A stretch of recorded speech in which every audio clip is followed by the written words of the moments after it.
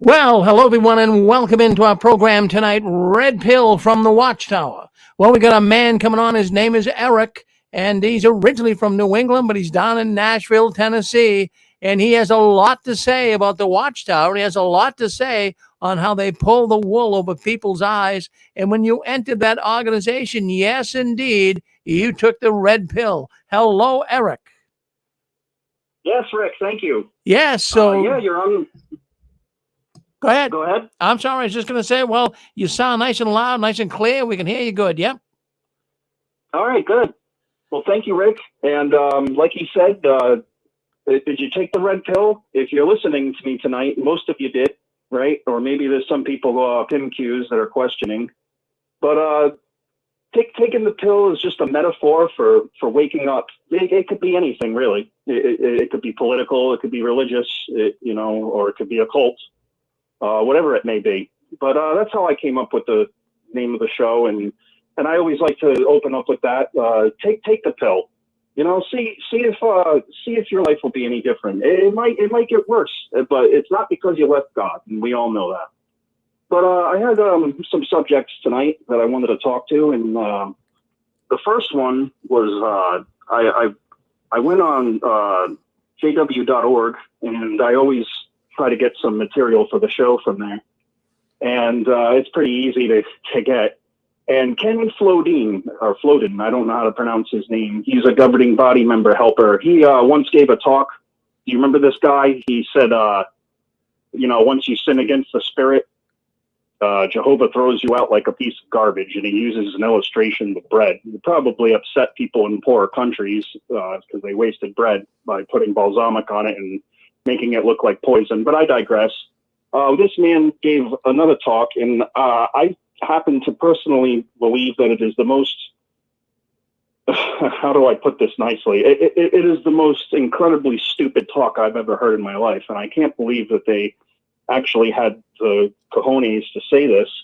But I quote from Ken Flodin. I'm not going to play the video. You guys can look it up on your own. But he says, the governing body can be likened to the voice of Jesus, the head of the congregation.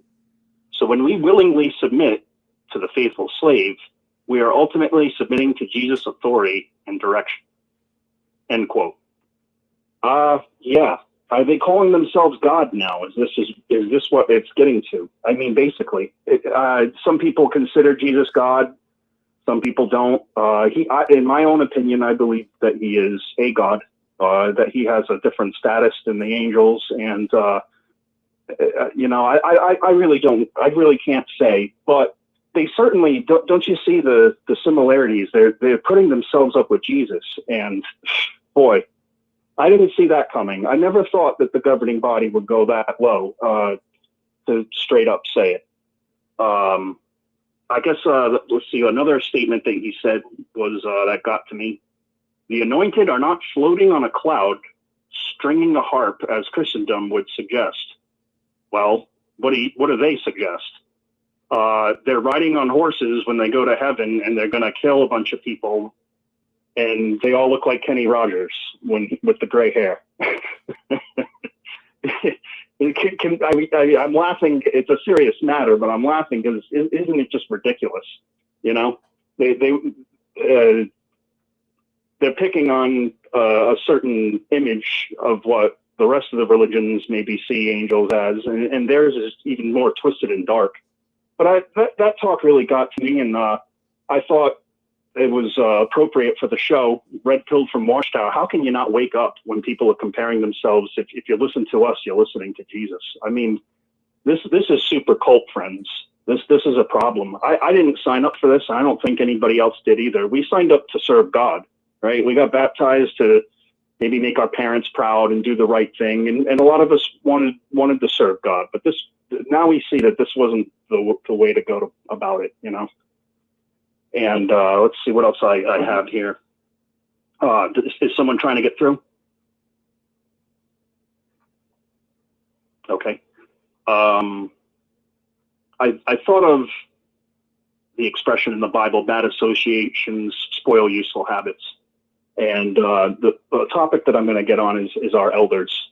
I kind of got away from it when I wanted to talk about it before, but our elders, some of these men were really good men, and this bad influence from Watchtower is rubbing off on them. There's some guys out there that are unrecognizable now because they stuck with Watchtower. And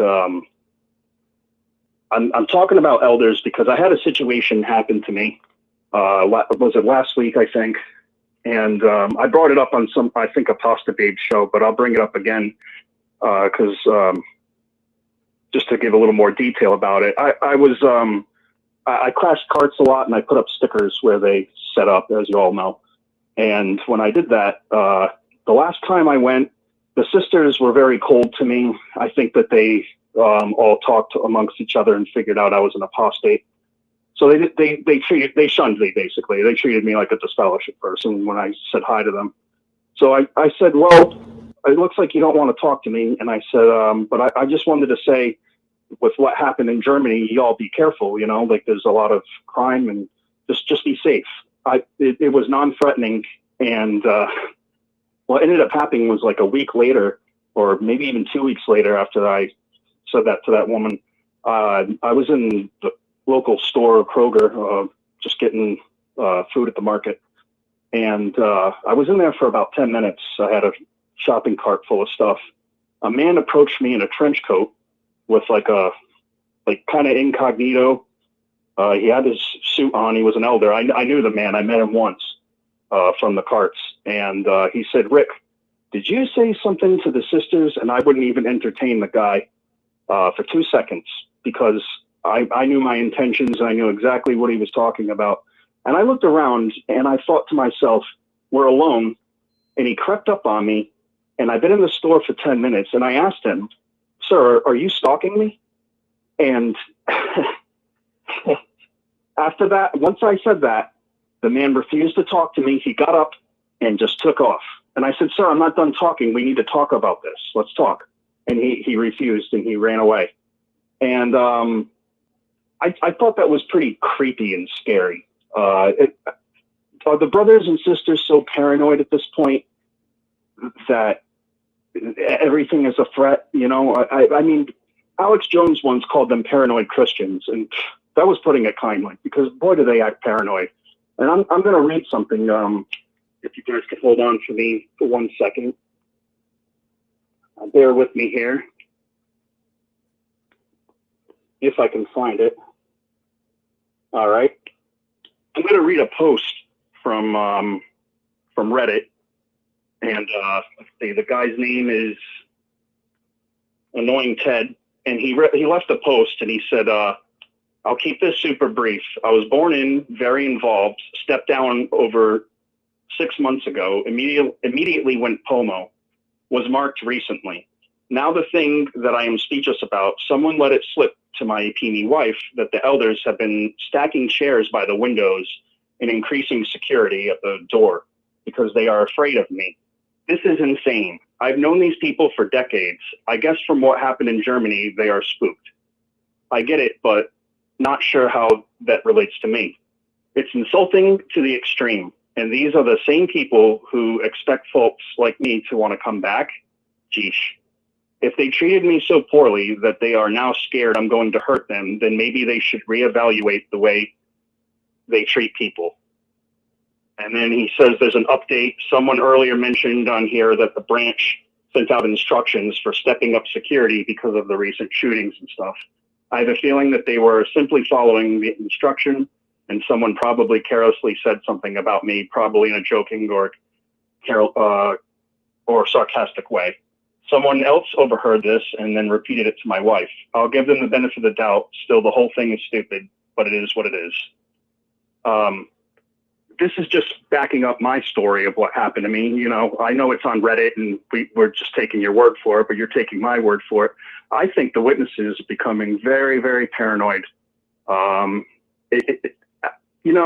Life is about intention. If I would have went up to that sister and said, hey, you better stop disfellowshipping or be careful what happened in Germany. Like it was not like that at all. It was me being concerned for them and letting them know that there is danger out there and you all should be careful. But that's what I've picked up from jw.org, and just seeing how can people not wake up that Christ is being pulled out and that they're more important.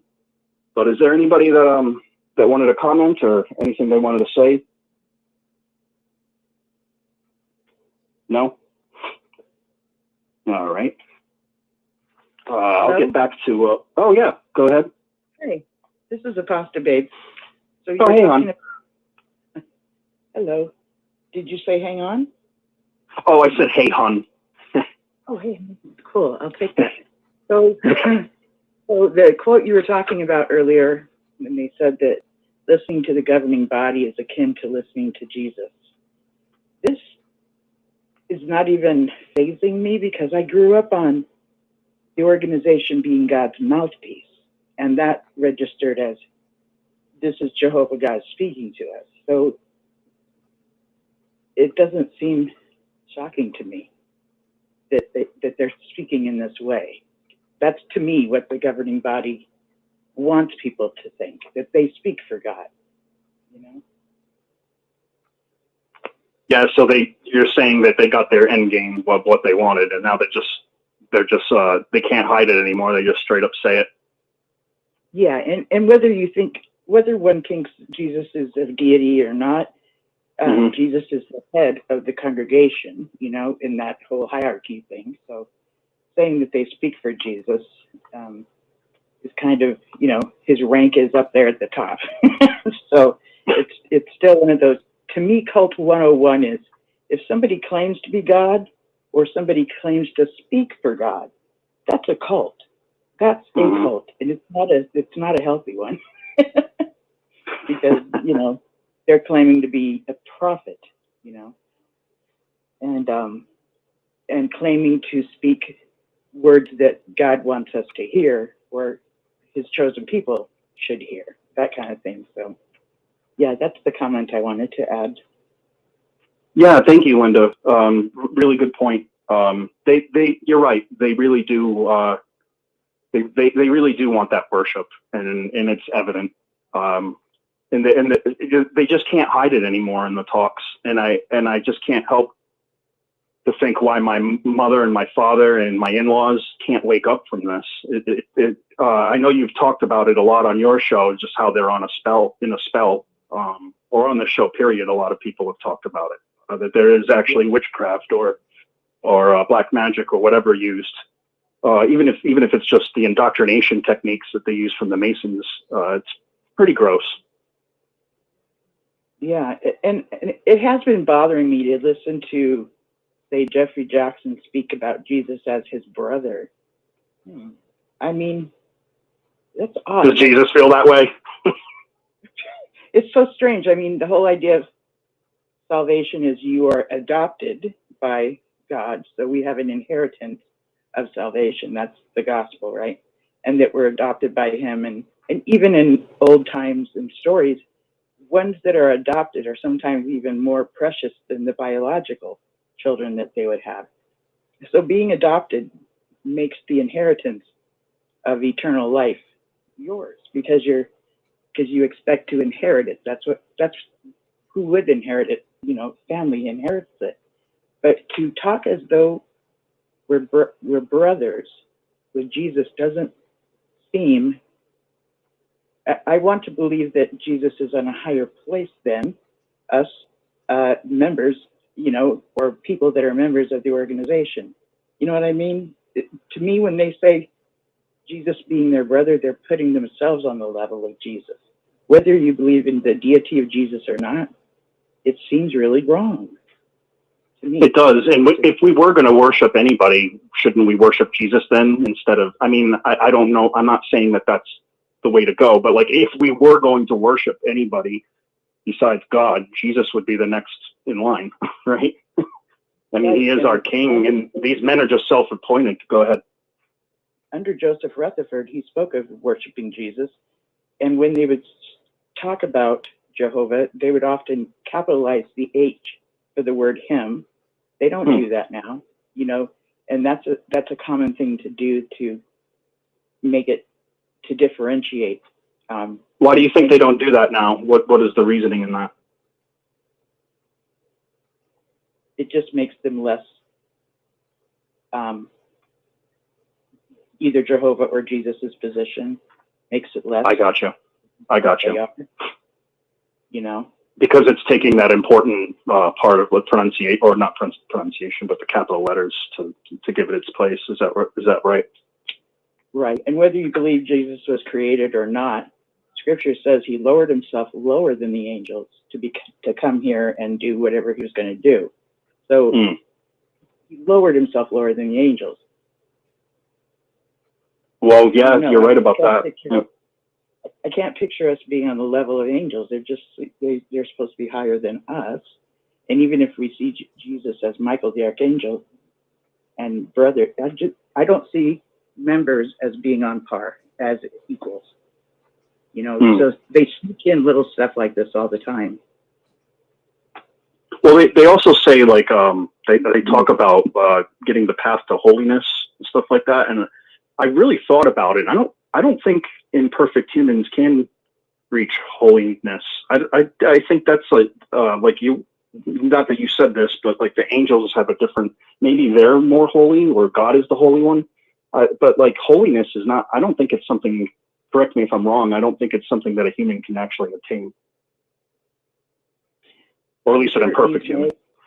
I hear what you're saying. I'm sure it means more than this, but when I look up the word holy, and the definition of holy is something belonging to God, you know, holy ground, or, you know, holy, any spirit that would be belonging to God or of God.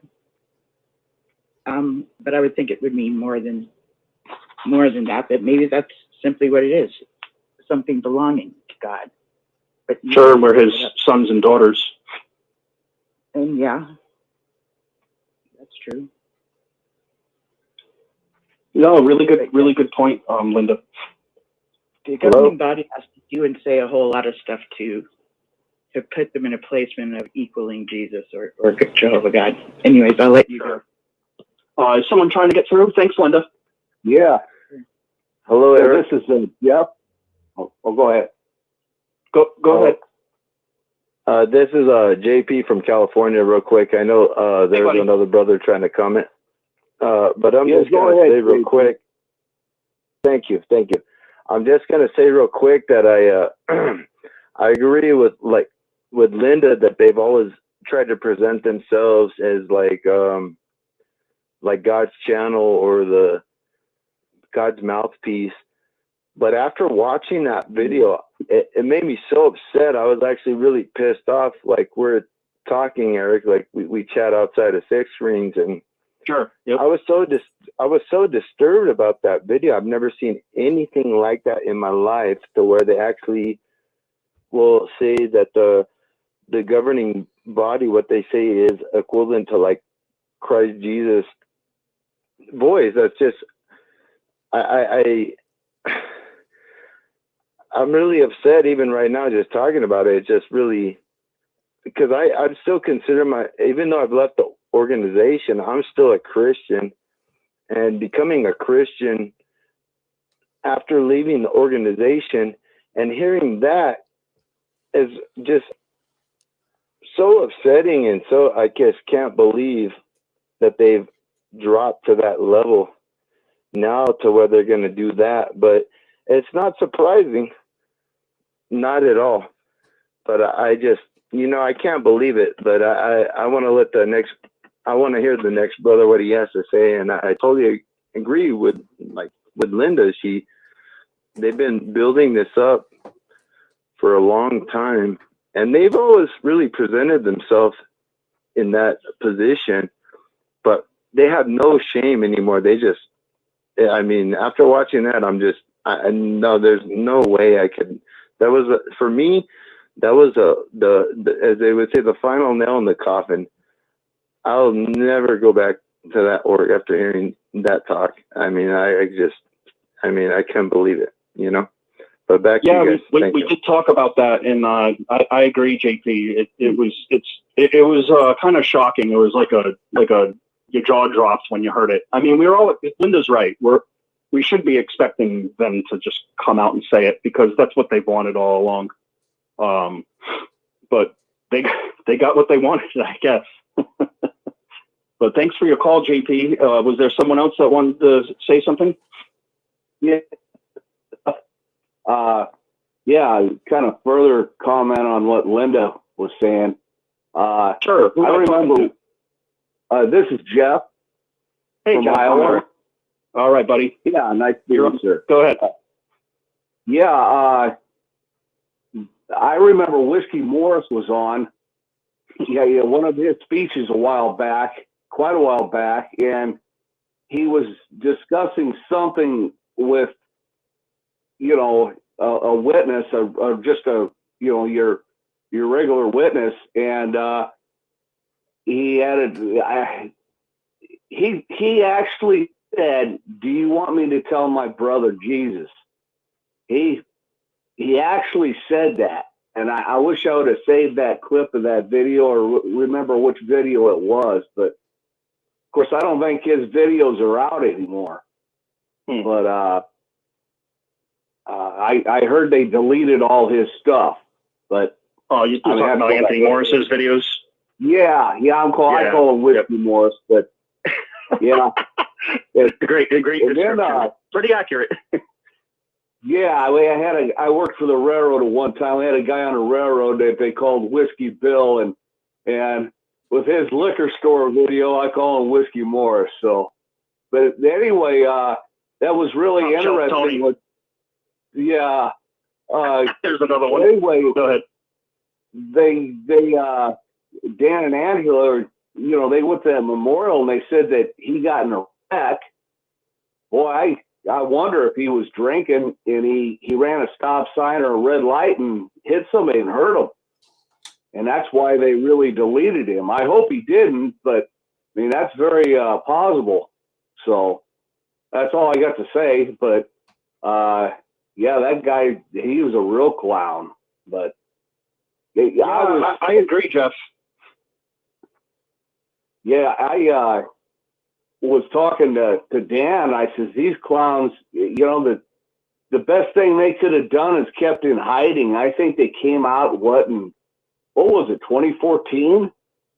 About that. I don't know when they started showing their faces and giving speeches, but they've said so many stupid things, and Stephen Lett and all of them, I mean, just, and then what they had, the one on there, what's his name? Hurd. They had that Rolex on and just unbelievable. But anyway. Well, that's what I got. Is it Stephen Lett that has a Rolex as well? Didn't we confirm that? I think they saw him with one also. And we also confirmed that he has a lot of real estate, and it's in his brother's name and other people's names, but they're all Letts. And he's dispersed his funds and his property through other people so that it's not public. But I think it was Mikey and Kim or Atlantis or whoever it was that exposed it. And he just gave a talk about materialism, and he said, "Don't live for this world." Coming from the guy who's balling and got a rollie on his wrist. Yeah, ain't that something? And they took a vow of poverty. It's just like Whiskey Morris loading all that whiskey in the Cadillac, Mm-hmm. Anyway. Oh, yeah. Sunday morning, he's kind of disguised. I'll never forget when I saw that video. I go, there you go, And who's paying for all that liquor? But, yeah, that guy's a clown. But anyway, I'd say he's probably in some trouble, too, legal problems, if he got in a wreck, I'd say he was drinking, so anyway. Well, I guess the scum always rises to the top, or the cream, or whatever you want to call it. And I guess we'll eventually know something, of what happened. I'm sure something will leak out. All we can do is speculate kind of right now. But I actually watched what you were talking about with Dan. He has his own channel, him and Angela, and I watched that video. Yeah, I did. You did too? Okay. Yeah, and I heard it before he came on Six Screens, and it left an impression on me that his family are just so ignorant. It seems like apathy is starting to spread throughout the Jehovah's Witness organization. Do you agree?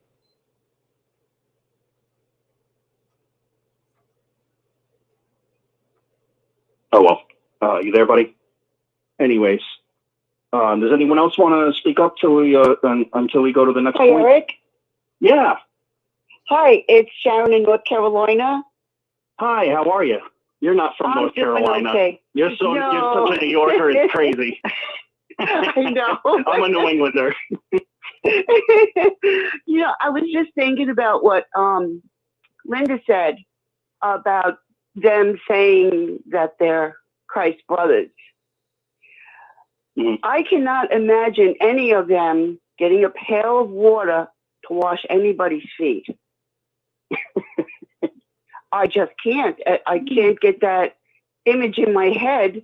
I could see them pulling their pant legs up for their feet to be washed. But I cannot see them wanting to do that for anybody. I just can't. And another thing, I know it might be a little bit off topic, but when I was waking up in 2012, the one thing that really got me starting to think was at an assembly. The last assembly I went to, it was in October of 2012. They called themselves the spiritual mother. And I just, whoa, never heard that before. That was a convention? It was at a convention, yeah. Wow. I never heard that. And I don't, yeah, it was at that convention, and the following month, November, was when I found out about Candace Conti. And then by December 5th, I woke up. Because I just, it was like boom, boom, boom. So many things just happening that was out of the ordinary. And when they said spiritual mother, it was like nobody really paid attention to it. But it struck me because I never heard that phrase before, except for when people talk about Mary. Yeah. And it really was like, really good whoa. point. Yeah, but that's how I view them. Saying that they're Christ's brothers. I mean, I just can't see them getting pails of water. I just can't. Yeah, they don't have the humility, do they? No, they don't have that humility. They truly don't. I mean, for them to strut around like peacocks, no, there is no humility in those guys. They're prophets for profit, F-I-T, profit. It took me a second I was thinking prophet, like a false prophet, but right. Yeah, you're right. That's the only thing they understand, prophet, P-R-O-F-I-T. Yeah, definitely. Okay, I'm going to mute. Yeah, thank you, hon. Well, there you go. She really wasn't off topic, actually, because something woke us all up, didn't it? When things weren't making sense with Watchtower, something woke us up. And thanks for your story, hon. Is someone trying to speak up? I hear some noise. Hello? All right. Well, we'll move on to the next point here. Let's see on that. Oh yeah, go ahead. Hey Rick, it's Dan. Hey, I was listening in. Good show. Yeah, I was just going to say, I had thought one time, and I've said it many times on Rick's show, I kind of held out hope for the governing body, that they'd wake up. But this whole thing about them saying they're the faithful and discreet slaves, they've said that since I've been in, since 50s, 59. They said, just that Jesus appointed them over all his belongings. So that wasn't as, like you say, as ballsy as they're doing now. You know what I mean? But they're narcissists. And I was actually holding out hope. I was doing videos where I was talking to them, saying, hey guys, you could turn around. It's never too late to turn around. But they came right out, like you guys are saying, and they're like, no, we're Jesus' brothers. No, if you worship Jesus or whatever, it's us. And it's sickening. It's bad men going from bad to worse. And the Bible said they would do that. Bad men would advance. And like that video we watched with Tony Morris, where those are fighting words. Those words where he said, he was like in your face. That's like putting a match in my face. And I wouldn't be surprised if somebody run him over. I mean, those are very much fighting words. Wishing someone dead. He wishes we were dead. And David Slayton declared war on us. Yeah, and they're using the Bible. They're using the Bible as a weapon against us. They're weaponizing that organization. All those people laughed. All those cult followers in that organization laughed when he blew out. I always say, my candle. My candle is my heartbeat who God lit. And for him to judge me and say, won't you be glad when their hearts are blown out, and he blew out that match and they all laughed, that is a dangerous cult. And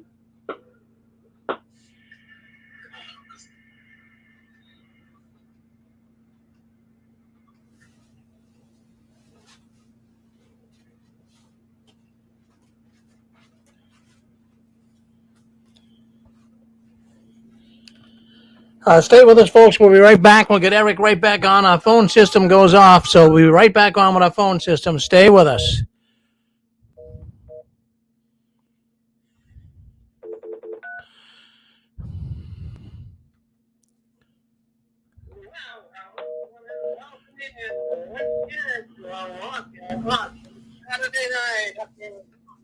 Just stay with us, folks. We'll be right back on. All right, just give us a second. Just got to get queued up here. We're waiting for our telephone line to come back on, but you'll get Eric right back on with us, so don't go anywhere. We've got some good programming still coming up tonight, and every 6 hours our telephone line goes off, so that's what we're experiencing here right now. But we'll get you right on here in a second. I just got to get a couple of things done so that we can get it back up. Technical issues, but it happens. Yeah.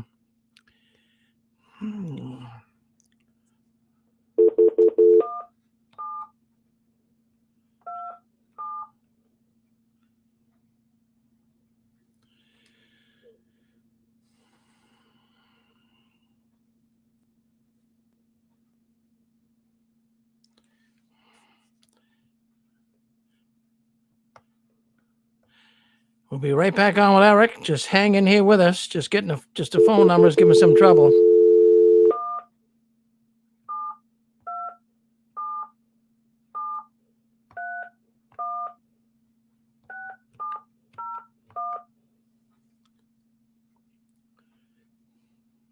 Welcome into the live 6 Screens conference calls. Yeah, our phone line goes off every 6 hours, but we'll get it back up and you'll be able to hear the program again. Star 6 on your telephone.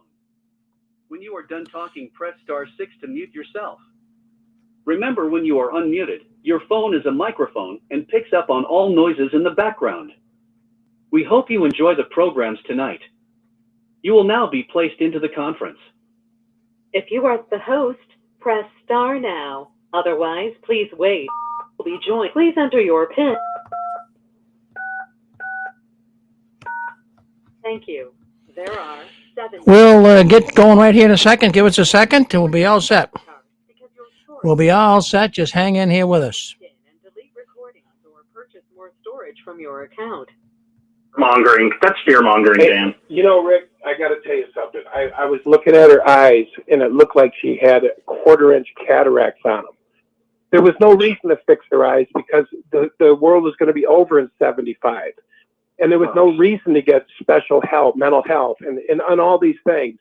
So I watched my mother break down year after year after year. I visited my mother in a mental ward my whole life. And then to see my dad die of shame and feel he couldn't do nothing. And so when I actually went back to visit my brothers, yes, she was looking up at me in her bed and she says, Jehovah's going to kill me. Jehovah's going to kill me. And it was like she couldn't see me, like she was blind. Her eyes were open, but you could see there was like just a thick thing on her eyes. And anyway, I said, why do you say that, Mom?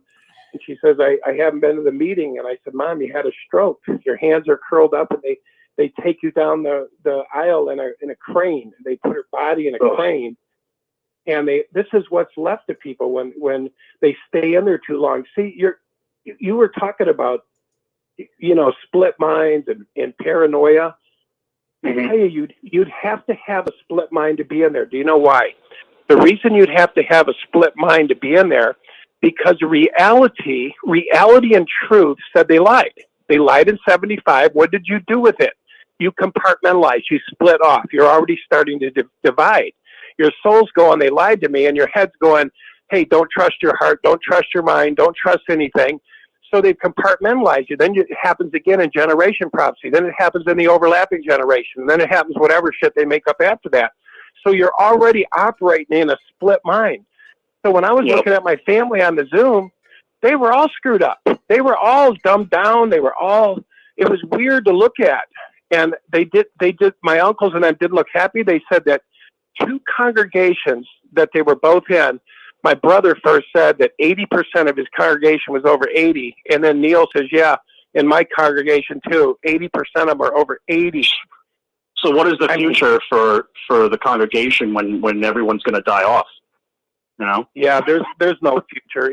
It's going down the tube. When those guys have to take up fighting words and say, those apostates, I wish they were dead, and won't you be glad when they're dead? And, it's Stephen Lett saying things about babies. Babies are an enemy of Jehovah. My daughter just had a baby, and you can't hold it enough. Congratulations. And you can't laugh at, and you can't smile enough, and you can't make it laugh enough. And it warms your heart. And to say that that's an enemy until proven otherwise, until it becomes a Jehovah's Witness, is mentally ill. It's all the mental stuff. It's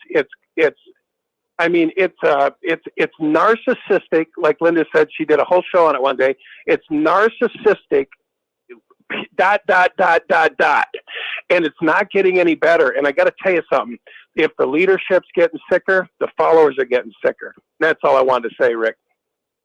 Oh, thanks so much. I love hearing you comment, and I'm glad you came on my show, or Rick's show, me hosting it or whatever. I wanted to say something. Does Angela want to say something? We're good. Thank you. I was gonna say that in one of your videos that you had talked about when you were talking. Anyway, sorry, I tripped up on my words. You said to Watchtower and to the governing body, just say I'm sorry. Be a man. It's like, it's fair enough to ask. We all make mistakes, fine. But these guys are doubling down. They don't want to admit they're sorry. They have, like you said, they're narcissists. They're egocentric maniacs. I mean, they think they're going to heaven and they're going to be killing people. And you want to know something? Sure. You know how they talk about the fruits of the Spirit, love, joy, peace, and all that? I think a fruitage of the Spirit is humility. And the fact that they don't have humility tells me they're not operating with the Spirit. I mean, this is just one of the things. But they are not operating with the Spirit of God, because it takes a humble man to say, I'm sorry. And think about this. Tell me if you agree. How many people would walk away like me and you if they said, we are sorry, we screwed up, and we screwed up again. We're not going to play God. We're not God. We're not the mediator. We're not the medium. We're not your go-between. Even Jesus says, I rent the veil between him and God. So we can go directly to the Father, to Jesus, whatever. But if they gave a heartfelt, humble apology with a tear on their face, I'm sorry for your losses. I would too. Yeah. I would be okay. Let it go. Yep. Yeah, it was like, because you have the heart of God. The heart of God is the only one who can let go. Someone who couldn't let go wouldn't be transformed, because we're to forgive, but they won't do it. Isn't that amazing? They won't do it. And I've asked them straight up. Well, we know they watch all our channels and stuff. We know they're spying on us, and they know, they've heard the message. They're not going to back down, and it's sad, because they really, I can't help but to think that when the Bible warned us about deceivers in the time of the end, and I'm not going to get preachy, but they're talking about them. I mean, who else would it be talking about? My grandfather was an elder before he passed away. He was an elder to the end, but he was there for 75, and he told me about it. And he said, yeah, he admitted to me. He said they got it wrong. He didn't come out and say false prophesy, but he said they got it wrong. And what happened is Jehovah is cleaning house, and the people that left from 75, because there was a division, he said that was Jehovah cleaning house and testing the people. And I just thought, how disgusting, because to go along with what you said in your video, just say, I'm sorry. But they're putting it on the people, and they're saying, oh, you did it. When we have the recordings of friends saying in the year 1975, talking all like, I don't know, the Wizard of Oz. But someone want to say something? Yeah, Rick, I was going to just say one thing that Oh, hi, Angela. Hi. But, I think that they might be moving into paranoid schizophrenia. And, even when during COVID, there was a couple of instances where I already kind of saw that happening. And they were saying things like, and it's funny that it's changed now, but the preaching work pretty much was over. Jehovah has gathered everyone he's going to gather. We don't need to go to door anymore. That was kind of the sentiment. I remember that being talked about. And then all of a sudden they're back out again, and, COVID passed and the world did not end, right? But right. I don't know, they're getting older, number one. They don't have Anthony Morris anymore. So that younger guy, and he was the younger one, and now they got the older guy. And I don't know, but I think that people should beware and be careful, because, when people get paranoid schizophrenia, it can get really weird and very demanding and really creepy. So I hope they won't fall for it. But, knowing that... that's a really good point, Angela. It really is. We've got to wonder if maybe there is some severe mental illness affecting these people. I have PTSD. I don't know about everyone else out there, but my wife does too. Yeah, all of us, really. Yeah, we all have some kind of condition from it, right? Like Dan was saying, earlier I don't know if it was Rick's show or mine, but you almost have to unprogram for years all the stuff that Watchtower, and you came from a cult too, right? Yeah, Worldwide Church of God, half Jehovah's Witness. Yeah. Mm-hmm.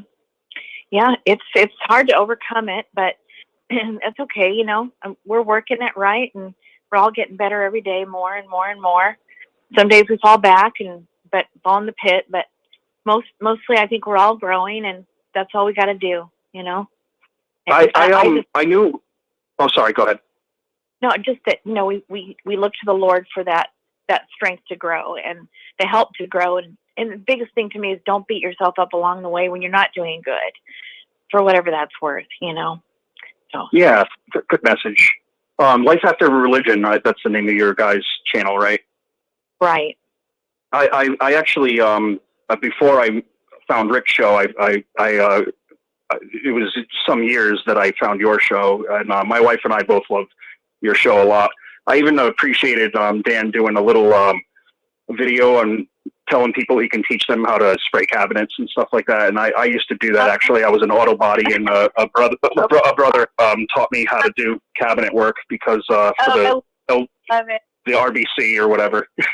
But I think that's beautiful. You guys are so kind, and you're helping all of us. And thank you for your work. You're welcome, Rick. I was going to tell you, we accidentally put that on that Life After Religion. It was not supposed to go on that channel. Was it supposed to go to another channel? That's funny, but I'm glad it did, because some people really did say they learned something, and we're like, oopsie, we were supposed to go on that channel. We have one called Upscale Training Institute. So if you want to check that out, we just put up a new membership site that's now available on there that has everything online. So you learn all these different segments, and then you get a certificate in the end. And anyway, it's kind of fun. Well, there you go, guys. Huh? Look at that. Yeah. When does Watchtower ever done something like that for people? The only thing they teach us is indoctrination. That's right. Can I say one more thing, Rick? Yeah. Go ahead, buddy. I just want to say this. I don't know if there's anybody on YouTube, but the Bible says, "Get out from among Babylon the Great." And here's why. You will suffer under its dominion, under its collapse. See, we always think it's got to crash, Babylon the Great out here, and it falls in on the people. But the suffering, think about this, and I won't go into what they did, the mandates, the government mandates, and Bethel and all that, but they had to comply with government mandates pushed by the governing body. They wouldn't have had to do that if they weren't there. Now they're asking for their money. They're asking for property. I mean, they're getting sicker. And so because the people aren't listening and following the Bible says if they false prophesy, do not fear these ones. Get out of there. Get out. The testimony's there. The book is already written. All the proof is there. They can lie backwards and forwards. But if you stay in now, if you can continue to follow blindly, and I know they're brainwashed, but if you continue to follow blindly, you will suffer because you're not really paying attention. You're casting out those scriptures that talks about false prophets. I mean, they've recalled their literature. They told us that literature was Jesus, right, giving us the food at the proper time through the governing body. So they've recalled it. Was it Jesus or was it not? Was it Jehovah's spiritual food or was it not? Was it food at the proper time? So the fact that they're recalling it, they've gotten it off there, all the prophecies about Daniel and all that stuff and the bands around the tree and, all this stuff shows false prophet, false prophet. So if we don't heed the warning, then it's like this. Fools rush in where angels fear to tread. Or fear to tread. So now you got to deal with it. You're going to deal with the consequences of narcissistic, evil men, not because I'm saying it, but because they've proved that, because they won't repent, they won't turn around, they won't say I'm sorry, they won't stop what they're doing, they continue to false prophesy, and because you follow, you will pay. It says you will suffer under the hand of Babylon the Great. If you don't get out, then it will fall down on top of you. And they're asking now for homes. I can tell you, I got a list of people who've given them their homes, sold their homes, left the kids without. I mean, they're destroyed. They've destroyed our families. People, like I said, I haven't seen in 40 years. So we've at least got out. We've come out with PTSD. We've put together back our split minds. We've got whole again, got our lives going again. But I pity now the people that are in there because they're going to suffer greatly. It's only just begun. The men on top are advancing from bad to worse, and so will the people underneath them. When you're laughing at apostates being killed, you're getting sicker. So that's my... Oh, Angela wants to say something, Rick. Yeah. Thank you, Dan. Yeah. You know what? The most important thing I want to say, though, is that, here we're coming down to some pretty crazy times that we're living in right now, and it could get really nasty here pretty soon. But I feel like the most important thing we've got to do right now is to really, really, really work that forgiveness part of things. And I don't know if anybody saw that movie, The Shack, or not. I really liked it. And one of the things that Papa... What's the movie? Say it again. It's called The Shack. And really the book is about it. The book is The Shack. The Shack. Okay. The book is up. The real deal is the book, and it's sad the movie doesn't have the most important part in the book. They didn't put it in the movie, which makes me just sick. But anyway, I'd prefer you'd read the book because the ending is messed up in the movie. But it's a very good movie anyway. But it's called Shack. The Shack. The Shack. The Shack. Thank you. Yeah, wrote it down. But anyway, in there, Papa is God, and she presents as Aunt Jemima kind of a person because the guy who's the character in there is afraid of God and very angry with God. So that's kind of cool. And then this one really soft-spoken woman, it kind of presents like the Holy Spirit. And then Jesus is Jesus. And it's really pretty cool. It's the most amazing movie. And then there's this character called Wisdom in there, too, that was really cool. But a crazy, amazing movie, and it's a true story. That the book is a true story, and the movie's pretty close, but it's missing the ending. But anyway, but the forgiveness was really a big deal.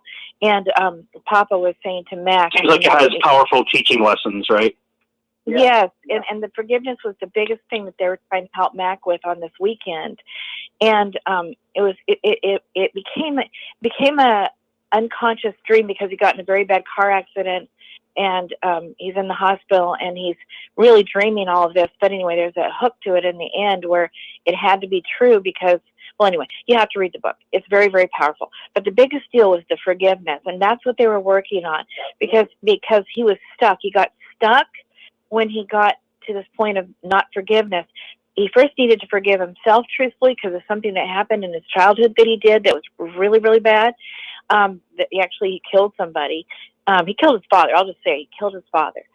And so, but then something really bad happened, and he just was so angry at so many people, and angry with God, and angry with life, and angry with himself, and he was falling apart at the seams.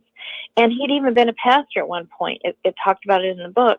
But he was just so angry, and he was depressed to beat the band, but he just needed to do a lot of forgiveness work. So the team, God, Father, and Holy Spirit, worked together seamlessly this whole weekend long with him in this dream, and really worked him through all this stuff, breaking everything apart. But the biggest thing was at least just say the words, "I forgive you," to this really bad guy that did something bad to his family. And I just, you got to say it, Mac. This is Papa talking, and he says, "Okay." So he whispered it, and he goes, "Okay, all right, that's good, but it's going to take a lot of saying it to get through this." And he just did beautifully. He really worked it, and it can take months, but to be sincere, to work it out, because it all just takes us a little bit of willingness. But if we harbor that stuff in our hearts, then we just are going to get sick like all the other people that are out there that are struggling so badly. And I don't know about you, but I don't want to be sick. I want to live my life. I want to be happy.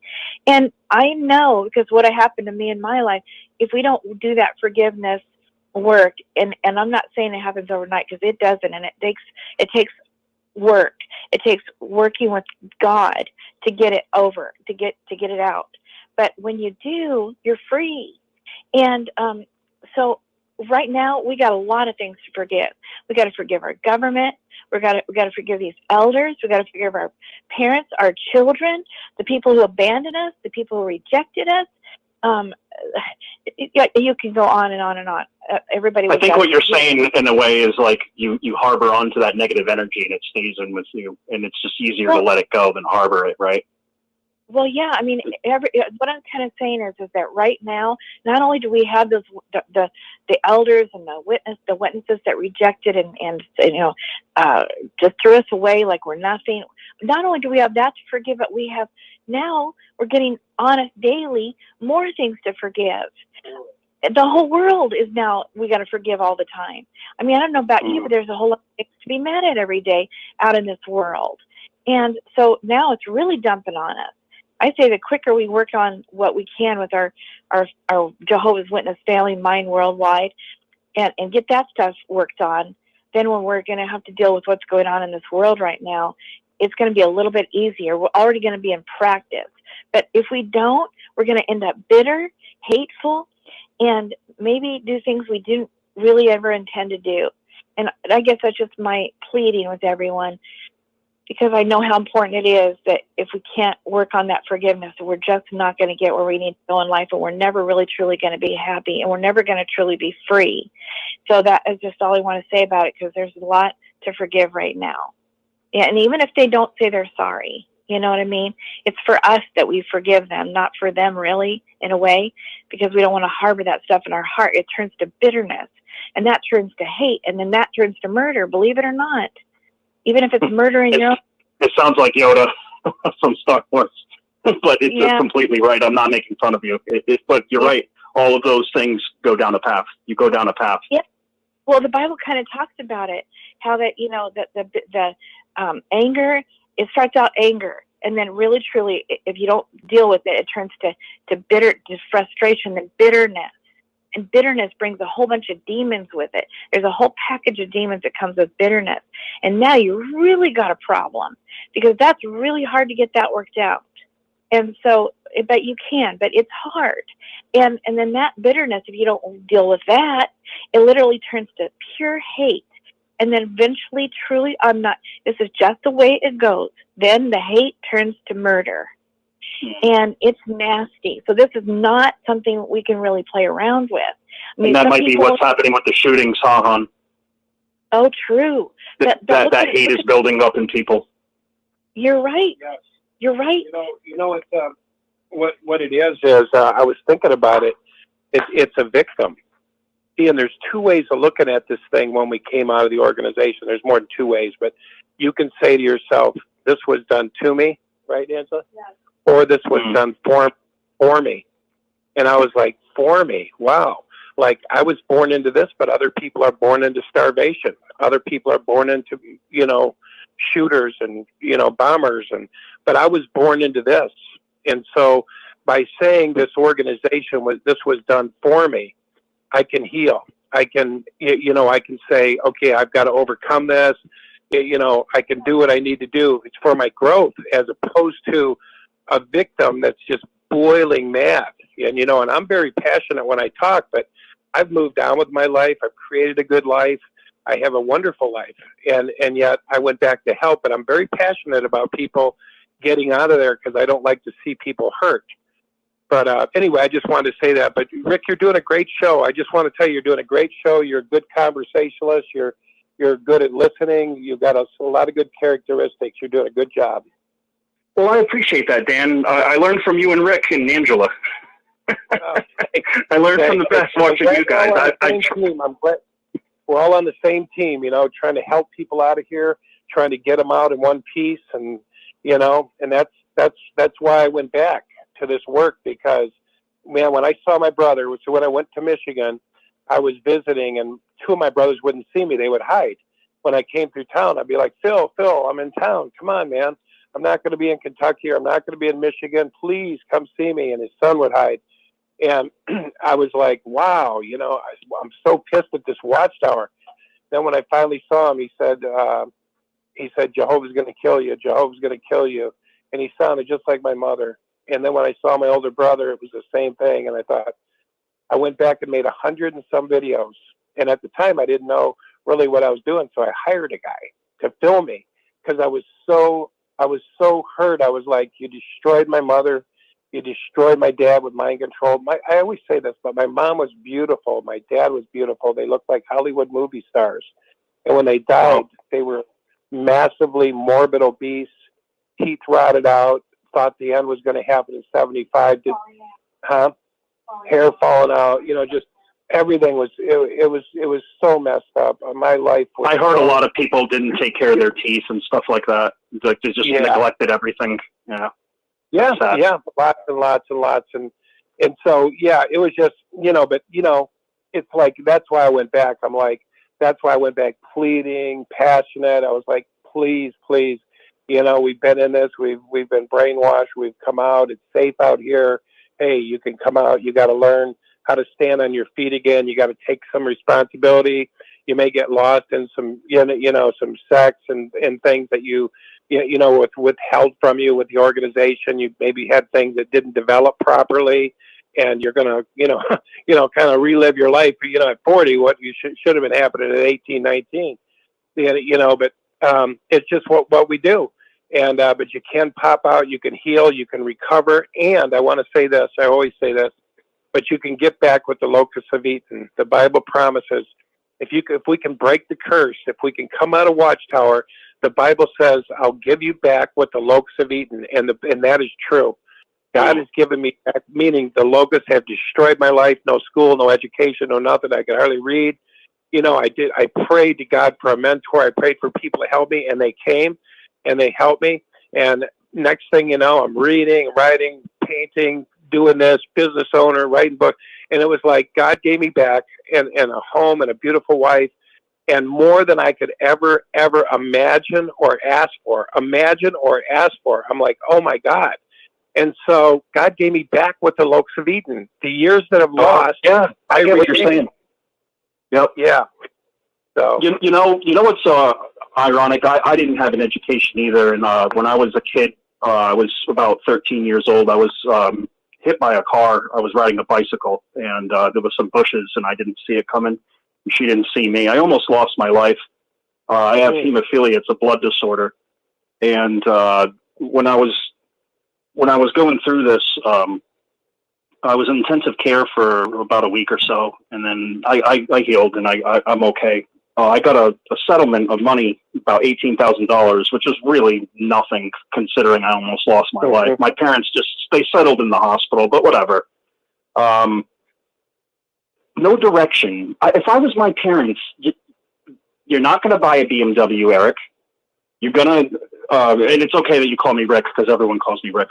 but you're not going to buy a BMW, Rick. You're going to go to school and you're going to learn something. You know, that's the direction I should have gotten. But Jehovah's Witnesses don't teach that. And I just felt like I was left for dead almost, like just trying to figure out life on my own. And I got lucky, and it was I self-taught auto body, and I was an apprentice for one guy, and I learned a little bit there, but I still wasn't that good.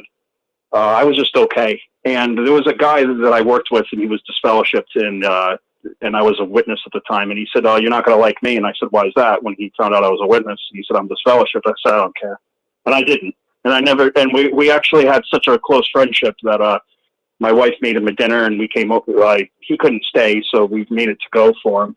And he took me up as his apprentice. He told me, "Eric, do you pray to God? Do you pray to Jehovah every morning to bless your hands for work?" And I felt stupid. And I said, "No, I don't." And he said, "Well, you ought to." The guy took me under his wing and kind of forced it on me and made me such a good painter that I ended up painting cars at a place called Inskip in Rhode Island, where it's all high line. They got like 15, from everything from Ferrari to Maserati to all of it. Oh. And I ended up being really good at what I did. And go figure, no witness did that for me. You know, this guy, this fellowship guy that I could have treated like crap because the organization, they told me, the elders, don't only speak to him about business. I'm like, that's ridiculous. Couldn't do it, man. They couldn't do it, Angela. No, you did right. You did right. Look what happened. You got a trade, and a beautiful thing. Yeah. Yeah, that is awesome. Wow. That's what I did. I got skilled in the finishing, and That's good. Yeah. I wanted to add on to you, something. What was it that you said? I got it written down somewhere. Oh, maybe not. I might have lost my thought. Sorry, it got away from me. If you think of it, But I was going to bring up a point. Oh, that's what it was. You were talking about reuniting with your family. I have not reunited with my family except for my brother and my sister-in-law and my niece. And come to find out, after 7 years of not talking, they're the only family members that they're PMOs, all of them, and they don't teach Paige, my little niece. Beautiful girl. It was so nice to talk to her. First time I met her once, and we played soccer together, and then I moved. But what a beautiful relationship. And Watchtower is keeping us from all this. My brother said he couldn't find me, and I don't know if that's true or not. It's not that hard to find people. But regardless, we have a good relationship, and he's a good kid, and he doesn't let his child watch Caleb and Sophia, and really much Jehovah's Witness stuff at all. And they're basically faded, but they still have a relationship with my parents because they don't know any better. But I just thought how sad it is that, if I saw my mom right now, she'd probably be gray. She's in her 60s. I haven't seen her in 7 years. It's just sad what the organization does to us. Like there's no reason for you not to have your brothers and your siblings. Yeah, and I hate the word shunning. I hate it. It's soft. Yeah. It's not true. It's abandonment. It's not shunning. It is abandonment. And that whole thing they do with making you sit in the back of the hall for 2 to 10 years, that isn't right either. When the prodigal son came home, he was embraced. When you walk back in that kingdom hall and you say, "I'm sorry," a therapist told me this one time. He said, he said, "You've already done the crime. You've already paid the price. You've already fallen on your damn face, right? You don't need anybody else to tell you that you're a piece of shit." So think about this. You go back to the hall, right? You go back in the hall, you throw your head in, you say, "Brothers, I screwed up. You guys were right. I shouldn't have been with that girl." I get 2 to 10 years in a quarantine in the back of a hall. 2 to 10 years? And then I write you a letter, and you pricks say, and you guys say, "No, we're sorry. You need more works that befit repentance. We noticed you missed one meeting in the last 6 months." And it's like, I don't know. I've heard people go back 3 and 4 times. I don't know how they do. I'd want to knock the head off of the guy. If I gave a guy a letter and I wanted to come back, I wrote my letter and I left, and I wrote him a letter and said, I don't believe this anymore. But if I wrote a letter to those elders and I was coming back to those meetings and they said, "We actually want you to do more," I mean, that is not in harmony with the prodigal son. And that is lovelessness and their heartlessness. And you're right, Rick. I mean, we shouldn't have to have, what is it? Eric. Sorry, Eric. Oh, no, Rick's cool. It's fine because my family calls me Rick, or they used to. My brother still does. So it's a term of endearment. Okay. Well, I watched my brother. My brother died alone, just like my mother, died alone. Nobody visited her. My brother Phil, all by himself. And then when the funeral came, my oldest brother, the one who called me, I couldn't believe they called me to do this Zoom thing. But it was interesting because he hasn't seen my brother in years. And he had this solemn fake, Phil, blah, blah, blah, and yeah, Phil this. And another one of my relatives says, yeah, I wish I'd have known where he lived. We lived in the same town. I'm like, you could have found him. You could have called me. You see me on Instagram. You see me on, different places on Facebook, YouTube. She's a witness, but she's tried to contact my daughter. But it was like, no, he was of no use. He was no value because he didn't go door to door. He was of no use anymore. He gotten weak. Yeah, so because he was in this home, now he did have MS. He had multiple sclerosis. And because of that, he withered away and died all by himself, guys. All by himself, no family. I mean, it was really sad. It really was sad. I never saw nothing like it. The hospital killed him. He went in to get checked out and to get his MS checked or to put some steroids in him or whatever they do. And they fed him some food and they said he choked, died in the hospital. They put paddles on him, and then an hour later he was on a ventilator. And when my brother called me and said he's on a ventilator, I said he's dead because we know the ventilator story, remdesivir and all that. Is that like COVID and stuff? The ventilator? Is that what you're talking about when they put you on that and you're basically dead at that point? It was a $30,000. He went into apparently he wasn't supposed to go to that hospital, but it wasn't COVID. It was multiple sclerosis, but the ventilator, that when they put him on that was it. Just when you said the ventilator, it reminded me of what they were like putting people on, killing people basically with ventilators. That's why I said he was dead. I said he was dead, and he was perfectly normal when he went in. They said he choked on some food, and they put some paddles on. Oh, your brother's in there dying. He's dead. And they put some paddles on and brought him back to life. He had great color, and his son came in and said, "Pull this shit off him. Pull this stuff off. I don't want to see my dad like this." And I said, "Well, what if your dad takes a breath when he comes out?" Or, "No, my dad don't want to live like this anymore." And then my older brother was in there, just as heartless. And he said, I said, "Well, what if they pull this ventilator off and he breathes?" And, "Oh no, they're starving him to death. Starving him to death. Yeah, they're not feeding him. They're just going to let him die." Wow. I don't know. I shouldn't have probably said all this on the air, but that's what happened to him, man. But who cares? He's a witness. He's a forgotten about soul. There's no love. Once you break away from the harness, that they give you for their funeral, it's always advertisements. It is, and see, he got away from the harness, which is preach Watchtower. When they unharnessed him, he was just an old horse that got put in a shed and left to die. And go ahead, Angela. Alive. Yeah, when they took the ventilator off, he did stay alive, and he breathed. He tried to talk. Yeah, and then he tried to talk when we were on the air. Well, not when we were on the air. We were in the hospital. They put the phone by him, and he started to try to talk, and then they said, "Oh, we're starving him to death." And I was like, just heartless. I was just like, and these were witnesses, and I was like, no, this can't be. And I just had to watch that. But I've seen it, guys, over and over and over and over again. The Watchtower has a pattern of doing this, and it's really sad. And that's why I continue to speak. It's abuse.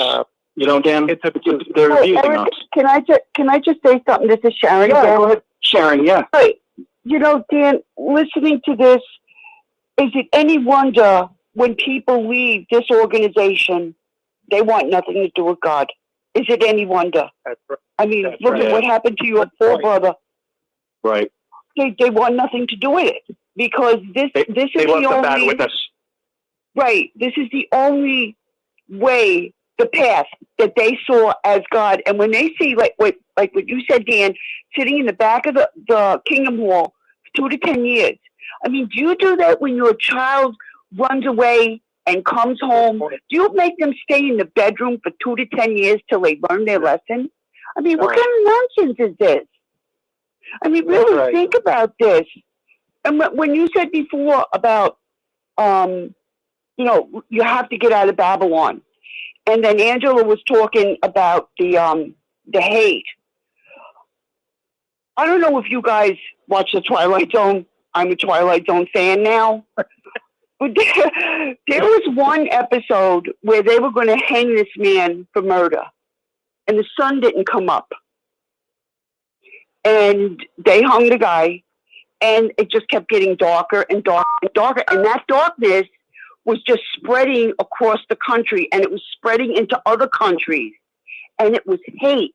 There was no sunlight left because everybody was filled with this blackness in their heart. So the blackness just took on the air. There was no more sunlight. And that's what I was thinking of when Angela was talking about that the bitterness turns into anger, which can turn into murder. You know, of course it's going to go that route. It's got no other way to go because we've been stifled of natural affection. We're not allowed to really love people because you don't know if their name is going to be mentioned and then they're murdered by the Watchtower. So you don't know what to do anymore. That's why everybody's splintering off, like you said, Dan, their minds. Yeah. Because they can't, this is not human. This is irrational. It's just total insanity. And I think Angela's right. I think they're schizophrenic, these guys. Because they have so much power. They rule with an iron fist. All these people, they're running out of people to control. So, of course, they're going to go crazy. Who are we going to get next? And personally, all these things going on with these congregations and all that, I think it's the Watchtower doing that to keep people so afraid they got to stay in because the persecution has started. Yeah. That's me personally thinking that. And you know what, you guys, I think it's important that we need to say this is wrong, it's evil, or whatever it is, right? But at the same token, then for our sake, we forgive it so that we don't have that in our heart. But we do need to call a spade, and we do need to say, this is wrong. You know, it's always going to be wrong. Like if you forgive somebody, what they did was wrong, and nothing changes that. It's always going to be that was wrong. But anyway, the harboring in our hearts. But you don't hang it over their head for the rest of their life. You don't do that to a person. No, because it's destroying the person and it's destroying you too inside. You're so right. You're so right. So it's kind of weird, isn't it? Such a fine line to try to say, okay, that's wrong. You know, my sister did this. You know, she married my husband, and you know, whatever. And then that's wrong. It's never not going to be right. But I let it go. You know, she did the best she could based on how she was raised. Blah blah blah blah blah. I let it go. I forgive you, but it still doesn't make it right. It will never be right. But yet I let it go. Because if we know the backstory of every person and why that brought them to that point of doing that, we would have a lot of compassion. But we don't take the time to try to figure it out. But if we did, it would be a lot easier to forgive. That's what I found. But we do have to forgive. But yet we don't say that that's right either. It's kind of a weird thing. And Jesus even exposed the falsity and the Pharisees and I call them whitewashed graves. You sons of the devil, you hypocrites. You know, he said a lot of things. He didn't mince words. But anyway, the forgiveness. But he still died for them. He still died for them. Amen. Yeah, and that's what people forget. Can I say something? Yep. Yes, sir.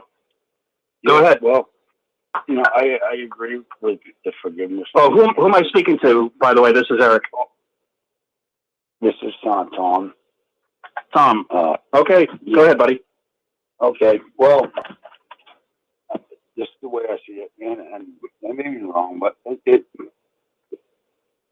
all right, so we forgive, and the thing is that they don't seem to, it doesn't matter that you forgive because they're just going to keep taking advantage and advantage and advantage and advantage. Their main thing is to, find another scapegoat and another explanation to keep people doing this and to keep them brainwashed. And so our forgiveness, is important. But anyways, that we can forgive all we want, but they're going to continue doing what they do, and they're going to continue feeling justified. And that's what's tough because, that organization is totally interested in producing people that are good in the trades to continue their work in the trades, fixing their houses and their buildings, and not so much selling magazines anymore. And they know that they're not going to listen to any reason, and it's tough. So we forgive and we forget, but then they do it again and they do it again and they do it again. And that's all I can say. I had more in my mind and I lost it. But I think that sums it up. I'm done. Forgiveness is a huge issue with them, isn't it? Can I say something? This is Go ahead, Sharon. Sharon. I'm sorry. No, go ahead, Sharon. With what Tom was just saying about you forgive, and they keep taking it on. When I was waking up, my father's a POCO, whatever they call them now, and he said Presiding to me, overseer, or yes. what is it now? Coordinator, coordinator of the elders. Yeah. He said to me, this decision, you're going to have to answer to Jehovah for this. And I said to him, so are you on the day of judgment. I said, and what are you going to say? You left your spirituality in the hands of 8 men? I said, I will say, I took it into my own hands and I follow Christ. What are you going to say? You left it in the hands of 8 men. So who's going to be standing there, Dad? And it was the last conversation we ever had. Great point. It's because it's such a powerful point that you shut him down. I've had conversations with my mother, and that was a long time ago. But once I talk anything anti Jehovah's Witness or governing body, it's a hang up, and it's so sad, isn't it? But the worst part is they think because they stayed a witness, they're not going to have to account for themselves. But because you left, you do. That's to me, that's a sad statement. It's just horrible to think that way because they're putting themselves in a position of perfection when they have clay feet like everybody else.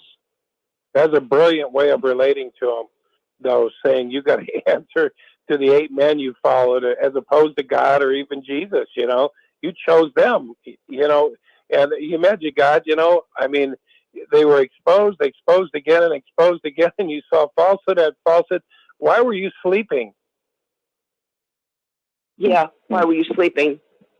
If I can interject something here, I spoke to my mom for the first time. I was born and raised a Jehovah's Witness. This is Daniel. Can I ask your name, sir? It is Daniel. Oh, Daniel, I just said it as I asked. Yeah. Thank you, Daniel. Go ahead. I spoke to my mom for the first time, and I called her, and in fact, as I had called her a few times, it had been over a year since I had spoke to my mom. My dad had already passed away, and she wasn't returning my phone calls. I texted her, and finally I called her. And I just left her a message. I wasn't rude or disrespectful. I just said, I love you, Mom. I'm your firstborn son. I said, I just want to know how you're doing. Make sure you're okay. If you don't want to speak to me, that's fine. That's your decision. You know, I'm not even disfellowshipped. I was baptized and raised. I had been disfellowshipped before, but I'm not currently disfellowshipped. I just faded out. And so I just finally left her a message and said, I love you. I hope you're doing okay. And if I hear from you, I hear from you. Well, she texted me back finally a few days later and said, sorry, I'm bad at returning phone calls, which my family is, communicating with each other. But, it's more than that. That's just the excuse. But she did. Yeah. She said, I'll call you in the next couple of days. So I waited a couple of days. She didn't call me. I called her. She answered. We talked for probably a good 45 minutes, and she wanted to know what I was doing, and and stuff like that. Until I was driving truck cross country and doing expedite deliveries and all that stuff. And she was just like, "Wow, so that fits you. You love to travel and whatnot." And so I asked her how she was doing. And, the typical answer: I'm staying busy serving Jehovah. Now that your dad's gone, I just stay active doing this and that. And to sum it up, I had already shared stuff years ago before my dad had passed, about what I learned about the Watchtower. And I saw that what I realized, I guess, is I came to a place that I needed answers. Things didn't sit well with me. So I was at a place, I was welcoming answers. I was praying daily, begging God, why do I feel this way? Why do I feel like if this is the truth, I should feel at peace? I should feel like grateful that whether I was born and raised in something or not, I should feel that peace. And I did not have that peace from the time I was a little boy. I did not have that peace. You also should be able to defend your faith very well, right? And it's like we couldn't do that when we went out in service. Exactly. And then you got people out in service that ask you questions at the door. And what did I do? I broke out the reasoning from the scripture book. I couldn't just open my Bible. No, I had to use a publication that guided me to a scripture that manipulated my mind, that told me already what that scripture meant. When in reality, if you just simply read the Bible for itself, you would get an interpretation and understanding. I'm not saying that everybody is going to come up with the same interpretation, but what the Watchtower's goal was with their publications is you would always be in the mindset of the line of thinking of whatever a scripture was meant to say. They either had it in a Watchtower, in a publication, or whatever. So it's almost like the literature was inspired by God, not the Bible.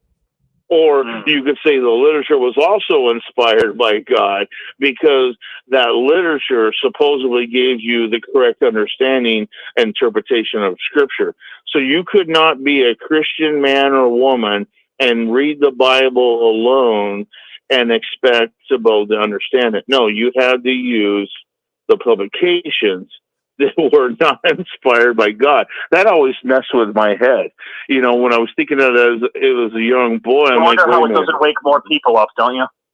It does. It's very bizarre. So, make a long story short, I'm sorry. I know that people want to get on here, but the one thing I've always made sure is witnesses, whether you're talking to your mom, your dad, your friend, your brother, whoever it could be, they're looking for the red flag. They're waiting for you to drop the bomb. So you really called to talk bad about the governing body or to say something negative. I've learned to not even go there anymore. I already said what I had to say years ago. And what I focus on is love. And because in reality, if if brightness, or if you could say exposes darkness, what is the best way to expose darkness is love. And I tell you, one of the biggest things that will trip up your family members or friends that are still in is when you come at them with love. You don't come at them, oh, I want to talk about the doctrine, I want to talk about this Watchtower, I want to talk about this and that. Because if you've already done that in your life and you get to a point and you want to have a relationship with your family, the best way at the point is they got to come to a place to where you have already become. See, I got to the place where I was at because I was seeking answers. And I was not getting answers from the Watchtower. I was unsatisfied with those answers. So I think the spirit of who you are, you desire truth. You desire that, and that will come to you. And when I realized that my mom's got to get to that place. My sisters, my brothers, my friends that are still in, they got to get to the place whether they hit rock bottom or they're just going through something and then something doesn't make sense. They got to do their own homework, because that's what I did. That's the only reason why I'm out of the Watchtower, is because I chose to do my own homework. My own homework was doing the research from Russell onward to my current time, looking at all their publications, using the New World Translation, and you went to a Christian bookstore, bought me a Concordance Bible, had like 4 translations in one, and I wasn't on websites, I wasn't on apostate, so-called, Did you stumble across, if I can ask, did you stumble across, like in 1947, they had an Awake, and the Awake article was entitled "Are You Excommunicated?" and it by the they were attacking the Catholic Church. And then, and in 1952, I forget the guy's name with the glasses, Nathan Knorr. He instituted a disfellowshipping arrangement. So 5 years they changed their policies so quickly. I just wanted to add that to what you were saying. I love that you brought that up, because you remember in that article, what did they call that? Pagan practices. Pagan. Yeah, pagan. Yep. What was Christmas? What was birthdays? What was, and pagan. All this stuff was pagan. We couldn't be involved in, and yet they took the one thing that they knew that they could manipulate and control people. Just fellowshipping alone is like a military practice. Okay, I'm not against the military, so don't take me wrong on this. When you go into the military and you go through boot camp, it's to break you down and then to mold you into that perfect soldier they want you to be. Disfellowshipping is a tool that the Watchtower uses for ones that could be a free thinker or whatever, to eventually, if they go down a path, we're gonna nip that in the bud. At least they're going to try to. And it's a very powerful tool if you look at it. Because it's a controlling mechanism. You lose your family, your friends, and say you grew up in the Watchtower. So say you never really had worldly friends or anybody, you never connected with anybody other than in the congregation. That is an extremely powerful tool. I was disfellowshipped and at a point, and damn, was that not hard crazy to get back hard? It was, well, the last time that because I had been disfellowshipped more than once. The last time it was almost 2.5 twice. Yeah, so was I. So it was almost 3 years, and I could not figure out the life of me if Christ died for our sins. I understand men can't see your heart. I got that whole concept. But at the same time, Christ taught, stop judging. We need to be in the love, right? And so if a person confesses their sins and stops doing it, which I went to the elders. They didn't have to come to me. And what I found out later, it was because they were actually trying to get to my father. My father was professing to be of the anointed. They thought he was too young at the time. And they were, what it came down to was they were keeping me out to get to him, supposedly. But my point is, and summing this all up, is what I've realized through my life, it's about love. And in reality, we have to get over what we have been succumbed to, what we have gone through, and allow ourselves to grow to a point that it's not, you don't have to, the way love works and the vibration of love, you don't have to puke on everybody about, oh, what I went through and this and that, and try to convince your family and your friends to get out of the Watchtower. The biggest thing is, because that's what they're looking for. They're looking for you to say the one thing, oh, you talked about the governing body or the faithful slave, or you said something against this and that. Instead, you just love them. It's our action. You just love them and accept them, and you accept what you have gone through and figure out, how can I grow from this experience? And I'll tell you one thing. When my mom does talk to me, the one thing nowadays, I can feel it in her energy. She's waiting for me to say something so she can hang up on me, or she can just say, oh, we're just going to end this conversation. And I don't go there. I don't even talk about. So when she says that she was staying busy in the truth, I said, I'm happy for you, Mom. I'm happy that you're doing okay. And she pauses. Like the expression politics and religion, you know, like you're trying to be neutral about it and just be like, hey, you know, you're diehard teeny, physically and mentally in, and I got my beliefs. Like I agree. Watchtower causes so much division. You're not allowed to tell your family members a different idea than what they have in their minds, and that's a hard way to live. You know? But you know what? It's actually it is and it isn't. I mean, don't get me wrong. Do I get? Hey, brother, can I interrupt you for one? Can I interrupt you for 1 second? I don't know how I'm doing on time. If Rick Farron is there, am I bleeding into Linda's show at all? I'm sorry. Well, what we got? We're waiting for Linda. I don't know if Linda is.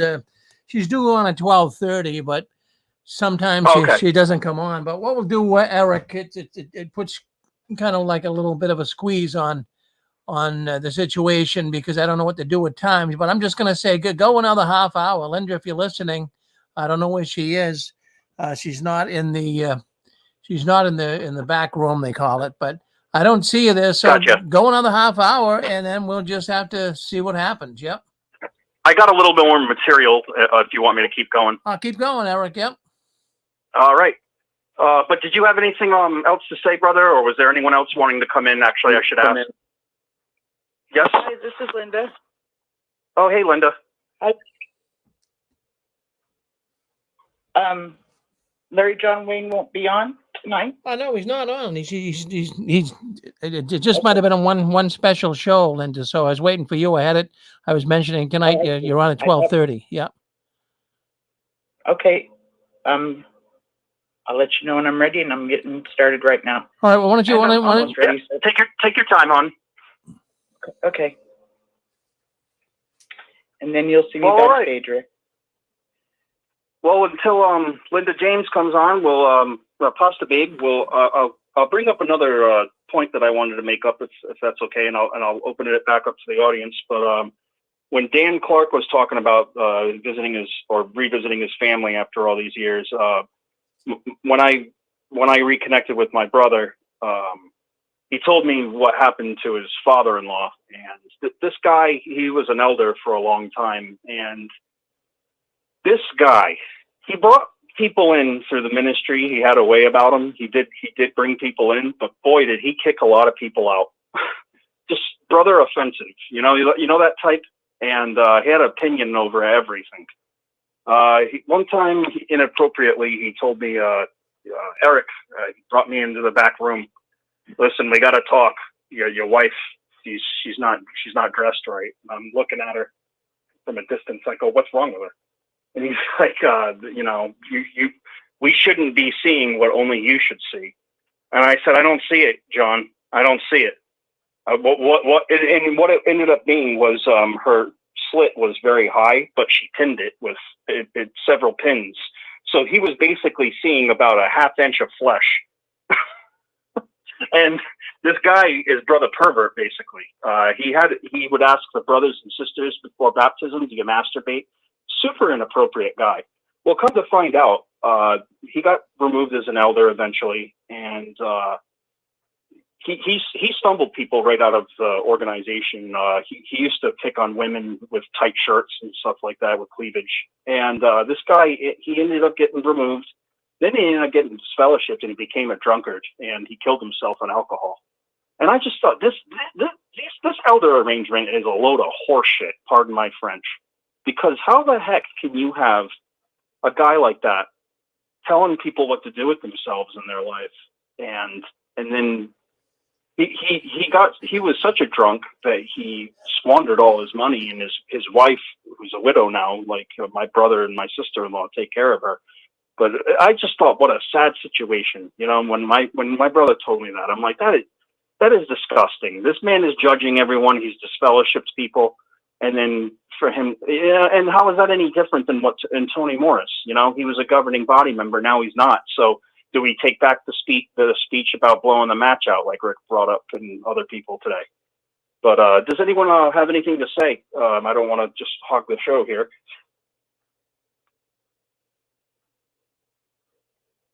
Well, anyways, I was going to just mention a quick shout out. Oh, yeah, go ahead. Oh, sorry. I didn't want to stop your shout out. Oh, hey, Susan. No, you're not. Hi. You know, I was thinking, talking about guys that are not really qualified to be elders. You know, every person, and I mean every person, has a secret life, including every elder.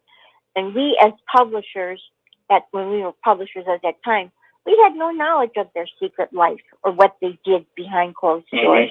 Never, most of them not. By the time it became enough drunk for us to notice, yes, but otherwise, no.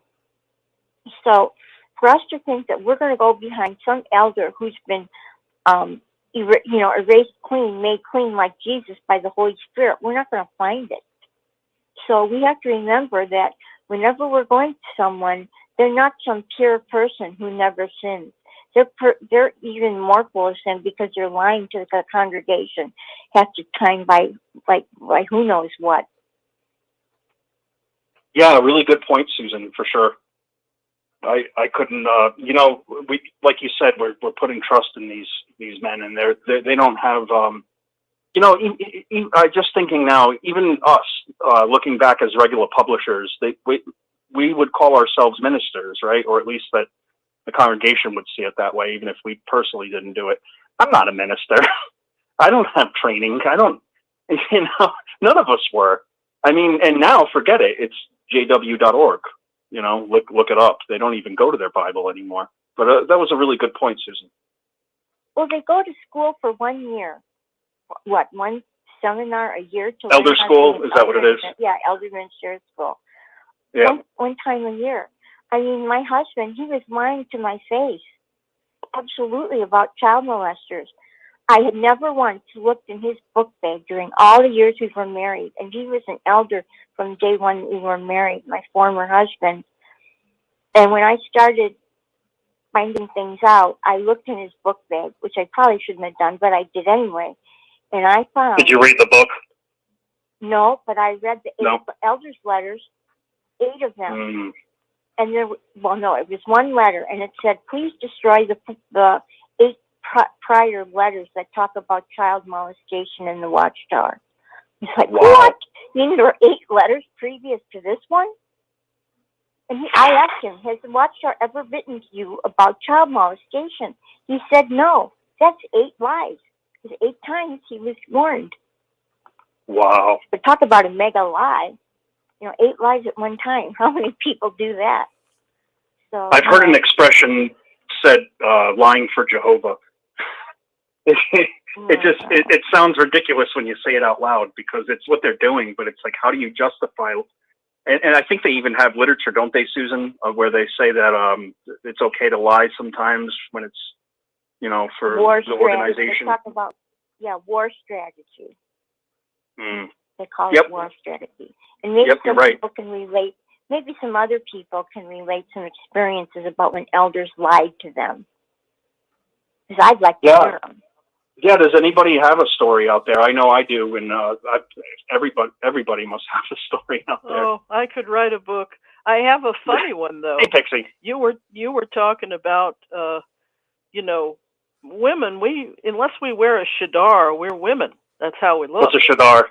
Sorry, I don't know what that is. Where you live in the Middle East and you're covered from head to toe. the thing. Oh yeah, the yeah. burqa, Yeah. So, I went through all this when I was a ballet little girl. As a 20-something, I didn't have cleavage. I was athletic and dancing and had one of those 90-pound bodies that were skinny. And they, this wannabe elder tried to tell me that I was dressed too provocatively because, I don't know why, because everything was covered. Because if you have a figure, you're an enemy of God. If you're a woman, period, right. If you're a woman and you have a figure, you're yeah, just by definition, a woman. You could be 80 pounds and skinny. The funniest one was when my mom was still alive, and this brother comes to visit with one of the other elders. And he's not an elder. But I had a crack in my back window next to the parking lot for the car here in my little place. So before I got the window fixed, I took a Vogue magazine and put it in the window. Nice, heavy magazine, thick magazine, fashion issue, once a year. He goes out to the car and comes back and knocks on my door and says to me, after we've fed him cake and coffee, that magazine should not be in your window because the ad in the back of that Vogue magazine is stumbling me. Oh, brother. Is that the funniest one yet? That is crazy. Yeah, so they are crazy, and they're crazy, funny crazy, serious crazy, scary crazy. My mother-in-law, who is a super peenie physically and mentally, and she asked her coworkers not to swear around her. And I am a Christian, but I don't swear on the show, or sometimes it comes out. But I do swear in my personal life because I don't view it to be abusive speech. I believe it's about intention of how you use words. But you can't ask. Now that I know that, you can't ask people not to swear. That is so horrible. This same woman, my mother-in-law, also said she thinks Jesus thoughts. Hi, Renee. And that's the mental illness that's in the Jehovah's Witness organization. These people, they do have mental illness. I mean, I'm not insulting them. I have some too that I'm fixing through therapy. And they got bad medical advice, and they try to take your house, and they want your property, and it's I'm a hemophiliac. If I was born in the 70s, I'd be dead. But because they changed their blood fraction policy, I'm alive. I'm glad they changed their policy. My grandfather, he was an elder, and it took a long time for him to accept the blood fractions that I was getting. He was angry about it every time I got what they call it, a treatment, an infusion. I'm glad you got your factor 8. I hear you. Yeah, and you know what? The technology has changed so much that it's not even blood anymore. It's synthetic, and it comes from I think rabbits or some kind of gerbils or some kind of animal, and they take the hormone or whatever the genetic thing is out of that, and it's heated. And the technology has changed a lot, and I'm healthier from it. And it's like, geesh, if I was born in the wrong time period, I would have died a horrible death because hemophiliacs bleed out internally and or bleed internally. And it's so sad. Fine. You know what? Maybe you could suggest taking a blood transfusion isn't the best way to go, but it's on your conscience. That's what Jehovah's Witnesses should have done with things. They enforced everything. And I knew a guy who took a blood transfusion because he didn't want to. He was a younger man, in his 40s, and he had a family, and he had children and grandchildren, and he didn't want to leave them behind and leave them with nothing. He didn't have insurance or life insurance. So he got the blood transfusion. He was disfellowshipped until the day he died because he would make the memorial and some meetings, but he never came back. And I think that's a crime against humanity. like to do that. It like, is, it's just criminal. let the person live. You know what? At the end of the day, we all have to be judged by God. So why do we have to be judged by men and God and Jesus? Well, you we know? shouldn't be. And I had a top 10 of all the things not safe for children or women or the blood policy or trying to get inheritances and things. But it came down to that group is not safe. Mm-hmm. They're not. And they think they are, and that's the scary part. Mm-hmm. Mm-hmm. Hello. Is Dan still? Yes, sir. Is Someone want to Dan make a on? call? Sorry, Pixie. I just wanted to say to Dan Clark, I'm sorry for his loss. Yeah, you know what? Good point, Pixie. We're all sorry for his loss. Yes, sir. You're on. Hey, calling from Yuma, Arizona. Hey, what's your name? Jesse Gonzalez. Jesse Gonzalez. Eric Kubler. Nice to meet you. Mexican, American. Oh, did you say you're Cuban? I'm four nationalities. Italian, oh, that's beautiful. Canadian, French, German, and what's the other one? Irish. Holy moly, you must be a beautiful soul. Hey, bald and broke. I want to. Just kidding. I wanted to share here in Yuma in the Spanish congregation. I conducted the ministry school for about. I served as an elder for 15 years, but I think at about 11 I ran the school. And Are you still in? No. Me and my little brother, we took off. I don't know if you know my little brother Gilbert. Gilbert. Okay. Yeah. Yep. Oh, okay. And we left about the same time. And when we started fading out, there's no two closer human beings than me and my little brother. But we were even afraid to tell each other. It's like you're living in the Soviet Union. So we were fading out. We were both elders. But anyways, the story is that when I was in the theocratic ministry school, when I ran it in my congregation in the Spanish, I used to run three schools in a night, 3 schools. And sometimes I'd have 4 because I also did, I don't know if you remember the brochure, Learning to Read and Write. Yep. So I used to have Spanish class and once every 2 weeks, and I kept everybody in the congregation busy. The ministerial servants, we were pushing it. But I was busy. I was in the construction trade, doing the air conditioning. I kept busy, in the congregation. So I didn't know were you what an was going on RBC as well? Because no. I work for a living. I wasn't an officer. Okay. Yeah. I was saying, did you do the regional building committee like with Jehovah's Witnesses? Yeah. Because you were afraid. But did they use you? You know what? No, I was never part of them, but they used me. They used me. Yeah, but you still did work for the Kingdom Hall. Yeah, of course. Yeah. And I contributed. I bought the air conditioners. I paid the cash. Oh, but no anyways, shit. Hard, my friend. When we did, because we're in the Spanish, nobody contributes money. So when we would get $3,000 or $4,000 in the hole, why is that? Why is I'm just curious. Why is that? Is it because you guys come from a poorer country and you're just not? No, they're all Democrats. They ain't got no money. Anyways, but let me tell you the story. So one night there was these beautiful, the Mexican girls are the most beautiful women in the world. In my opinion, I'm sorry, everything I say is opinion, but to me, they're the most beautiful people in the world. And so I'm a guy and I like the women's movement, women, beautiful women. So there was this sister who was like Audrey Hepburn, Mexican. Nice. Just beautiful, just stylish. And so after the meeting, the elders who were in the back, they had to go over some stuff. And they told me, Jesse, I need to tell you something. If the circuit overseer was here, he would have counseled you for having that sister with the skirt too high. And I didn't know what he was talking about. I didn't notice. I go, what are you talking about? That sister who gave the number 3 talk, her dress was too high. Try to think about it. You could see her knees. Now, if I could see her knees or her thighs, I would have thought that Jehovah's blessing me. I take it as a freebie.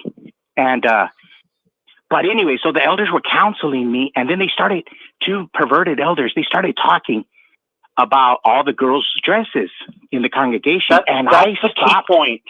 That's the key point, that they're perverted.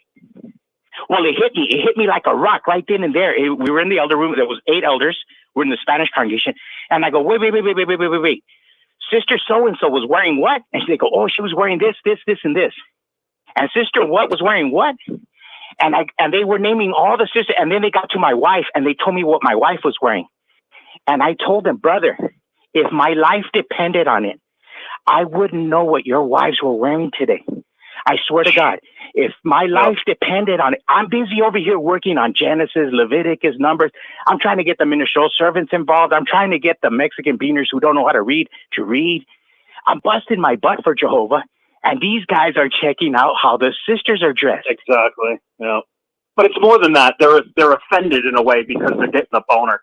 I hate to say it so crude, but it's like that when I brought up the story about that elder, that my brother's father-in-law that passed away. He was a pervert. Him and other men, if they ever had a sister in the room, right, they're gonna ask, where did the guy climax? Where, I'm sorry if this is rated R, but like they literally ask really like disgusting questions. In the committee, in the judicial committee. My brother told me about it because he had it happen to him as a teenager. So a lot of sisters feel that they're raped a second time or violated. Right. I shouldn't say the R word. Violation of our rights. Yeah, because they ask them about positioning, what they did with their hands, how they did it. They want to know all the nitty gritty. What they were wearing. What they want to know if you had a thong on, if you were wearing underwear. Yeah. Yeah, and we're over here worried about us dumb Mexicans. We're over here worried about end times theology, and all these perverted elders next to us. They're all checking out they're getting a peep show. I go, oh man, you know what? I tell everybody, our religion, the Jehovah's Witnesses, what we were born in, we're dirtier than everybody. It's just our sins, our dirty laundry is kept behind the filing cabinet, secretary's desk, the secretary's filing cabinet. That's the only difference. The Catholics, they confess it to their elders. We confess it to a judicial committee. It's a confession that's way down. easier and nicer than what we go through.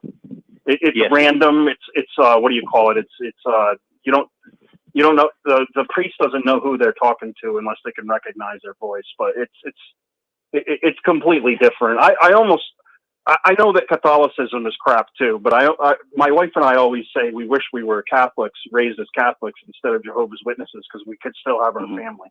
You could show up for church once a year. Exactly. For Easter Sunday, and not be judged for it. The only difference is you got to talk slower when you're with Catholics. No, just kidding. That's a little joke. Okay. Hey, great show. I believe you guys. Great show. Great comments. Thank you, man. I just wanted to share that. Okay. Bye-bye. All right, buddy. Well, what a great show we've had, huh? Is someone wanting to say something? Yeah, I am actually. Hi. Oh, go ahead. You go ahead. Oh, there's two sisters. It's okay. All right, you girls pick it out. You go ahead. I wait for you. Oh, okay, guys. I just wanted to say, Tom, if you're still on the line, I just wanted to say that first of all, I just love you. I love your heart. It's beautiful. But the thing is that the forgiveness work is a little bit. It's tricky, and I just don't want you to feel any sense of guilt, or anyone out there to have any sense of guilt, because even in that movie, The Shack, the whole idea is that it hurts our hearts when we're struggling with that, when we're holding all this stuff in, like a volcano, and my mom, she's a piece, and she does all these shenanigans, and I say to Dan, okay, Dan, that's it. We're going to set boundaries. I don't think we can continue this this communication like this, because it's the same old thing over and over again. It's like a big cycle of abuse. And every time I say, okay, I'm not going to do it anymore, I'm just going to, do very short little, I'm doing fine. Just real short. Well, the Holy Spirit ends up making me, or putting on my heart and Dan's heart, to call her. And it's like, so I said tonight, okay, that's it, Dan. We're not going to do this anymore. We're never going to say never anymore. We're just going to just do what we can to stave her off as much as we can, so we don't have to keep in the loop of toxic abuse all the time. But then when the Holy Spirit says call her, we call her, and that's just going to be the way of it. And so it's just a matter of forgiving over and over and over and over again.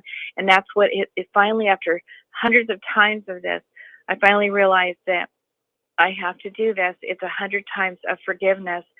Maybe it's going to be 5,000 times of forgiveness. I don't know, but apparently I've just got to be okay in my own skin and say, they're messed up. It's their problem. It's not my problem. And speak to the abuse as it comes up if I can. But my mom's old, and she's not going to be around much longer. And it's a weird thing. It's a really weird thing. But for my sake, I forgive her, and I have compassion. She's got all kinds of problems. Emotional, mental, spiritual, abuse from the religion I grew up in, just so many things. Abuse from childhood, goes on and on with my mom. Never had parents, had brothers that abused her. I don't know what more you could expect from her. And I just think about these witnesses, the same thing. It's like, they've got their own brainwashing, their own problems, their own fears, their own everything. And they do what they do, not because we're so bad, but because they can't help themselves. And I don't know, somehow God helps me to have compassion and feel sorry for them instead of that they hurt me. It's all about me. They hurt me. And anyway, for whatever it's worth, the forgiveness is for us. It's for us. And it keeps the way I look at it is, it keeps the door open for me to love other people. If I close up my heart, then I start to close up to everybody and even God. And then I rob myself, because I need God in my life. I need to keep that communication open. And when I close it out with hate in my heart, it just starts closing everything out that I want. So anyway, for whatever that's worth, I don't want to have anyone feel guilt or any of that. I know that that's not what God's all about. No way. But it hurts us when we don't let people off the hook, I guess, put it that way. So that's the last thing. I'm sorry, that was a long answer, but I just wanted to say that because I just love you guys, and I don't want anyone feeling bad or any of that stuff. So that's it. Well, thank you, Angela. You know what? It seems like you have a point tonight about when you chime in about forgiveness, and it's such a valuable point, because it's something that we all need to do. But it also can be abused, and I'm going to give you an example. My mother, she's done a lot of horrible things against me. A lot of bad things. I'm not going to get into it, but the major thing that she did to me that I feel is a betray is putting a lot of effort into trying to break up the marriage with my wife and I from the very beginning to the end. Or not the end, we're still together, but to the end that, yeah, and she just doesn't like her. And I had a lot of problems with my mother, and when I was still had years ago, when I still had contact with her, she told me, you have to forgive me. But I know that she conspired against me with other people and slandered my wife and I, and hurt me really bad, because my wife has a thing against introverts. She married an introvert, my father. I'm an extrovert. My wife is an introvert, and my uncle's wife is an introvert, and she can't tolerate shy people. And I find it disgusting. I find it like Hitler.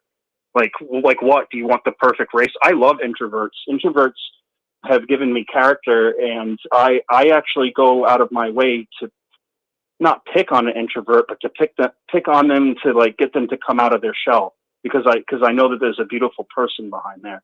But the point I was trying to make is that my mother said, well, you have to forgive me. And I said, okay. Have to. I said, okay. Why do I have to forgive you? She's like, well, it's in the Bible, and just forgive me. I said, okay, I'll forgive you. But then I gave her a physical demonstration, and all I did was I took my finger and I kept poking her in the shoulder, and she said, stop it. And I said, I'm sorry. And then I poke her again, and she said, stop it. I'm sorry. And I kept saying, I'm sorry. Forgive me. You got to forgive me, Mom. And I kept poking her, and she said, okay, I get your point. She got really mad at me and said, okay, I get it. You can't keep hurting someone and then ask for forgiveness. And I thought I would give that point to you, alongside what you're saying. Even though forgiveness is so important, it also can be abused. Oh yeah. Oh man. Do I ever know it? You can't believe it, but Dan, when I married him, first of all, they turned their backs when we told them. They're first people we told we're going to get married. They literally, my mom's husband and her, flipped around, facing the opposite way, and so that their backs were to us. And we're like, oh my God. And Dan says, what does that mean? I'm like, well, apparently it means that they don't approve. And then when we got married, we had Thanksgiving, and Dan's sitting in my mom's bench in the kitchen, his back to everybody, and my mom comes back behind him with a friend and says, "See that guy right there? See him? Just, I will never ever accept that man."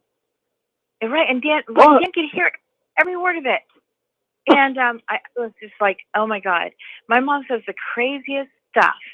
And she'll never, and she's always hurtful, always just, but now. Is she from the cult that you came from? I forgot the name of it.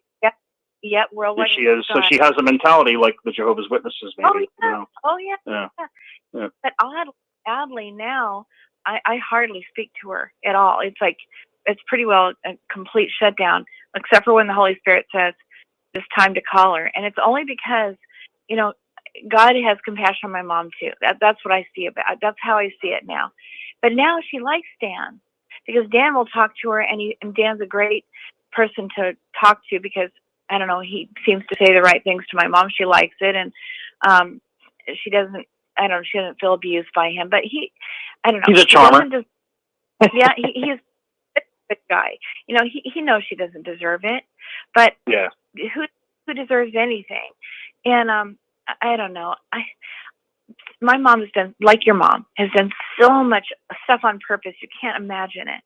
But I don't know why. It hurts. But for whatever reason, through us, right? It's supposed to be God, right? Well, for whatever reason, God will he will not stop loving my mom. And he just won't. He's just never going to give up on her. And at least I can say I'm touched by that. But if it was me, I would say, you know what? I don't deserve this. I have put up with it for so many years. I'm 63 years old. I don't need to put up with it anymore. Enough's enough, and I'm done. And I've heard people say, I'm done. I just cut my mom off. That was it. It's over. But for whatever reason, in this situation anyway, the Holy Spirit will not allow us to throw her away. And I thank God, because, shoot, there was a time in my life when I think I was a throwaway.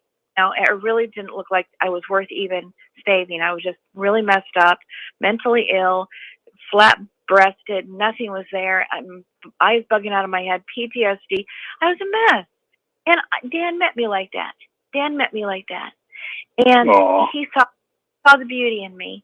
It seems like he healed you from it, though, too. Or maybe that was self-healing from yourself, too. But go ahead. He was a mess, too. And so we you both healed each other.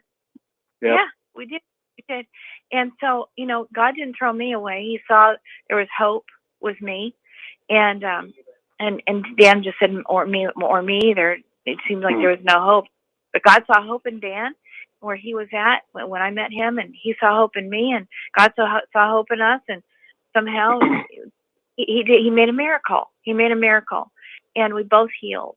And I don't know, all I can say is, no matter what kind of crap we've ever done, I don't even care how bad it is, God is just not going to let go of us. That's what I believe. I really do believe that. So I guess if he's going to forgive my mom 100 times, a trillion times over, whatever it is, and he's forgiven me an awful lot of stuff.